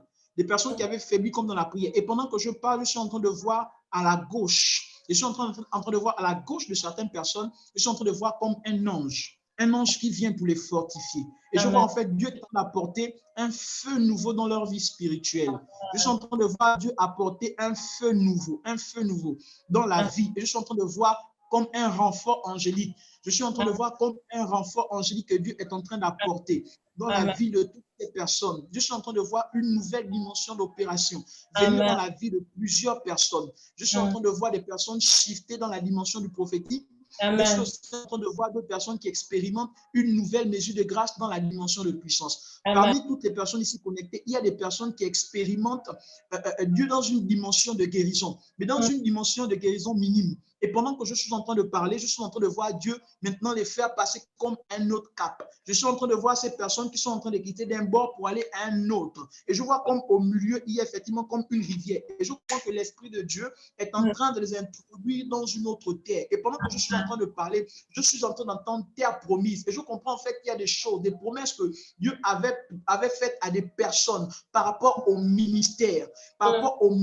Et ces personnes avaient constaté qu'il y avait comme une sorte de rame. Mais Dieu est en train maintenant de les faire passer du bord dans lequel ils étaient à l'autre bord. Et je suis en train d'entendre terre promise. Il y a des personnes qui vont vivre maintenant dans la dimension de la puissance, dans la dimension de leur ministère, des choses nouvelles. Parce que je suis en train de voir des anges, mais je suis en train de voir une saison de transition qui a déjà débuté. Il y a des personnes qui constataient en fait comme une forme de mort, comme certaines manifestations qui avaient en fait disparu. Mais le Seigneur est en train de me dire une chose par rapport à cette personne, c'est que la mort est le début d'une nouvelle vie. Ça veut dire que lorsque Dieu veut faire quelque chose, Dieu va faire mourir certaines choses pour la vie à certaines choses. Merci Seigneur parce que ces choses sont le partage de mes frères et aussi de mes sœurs ici présents, Seigneur. Merci parce que le mois d'août est un mois d'exaucement et un mois de témoignage. Béni parce que nous nous retrouvons sur cette plateforme. Seigneur, plusieurs viendront faire des offrandes pour témoigner. D'autres viendront témoigner la visitation, la gloire de Dieu durant ce mois d'août. Aussi vrai que ce jour est le premier mois, le premier jour de ce mois, Seigneur. Je te bénis que ce mois ne se clôturera pas. Tant que ces choses qui ont été annoncées ici ne prendront pas. Amen. Bénis pour ce que tu as accompli et pour cette plateforme qui est une excellente source de bénédiction, Père. Que toute la gloire et la louange te reviennent. C'est au nom de Jésus que nous venons de prier. Amen. Amen. Amen.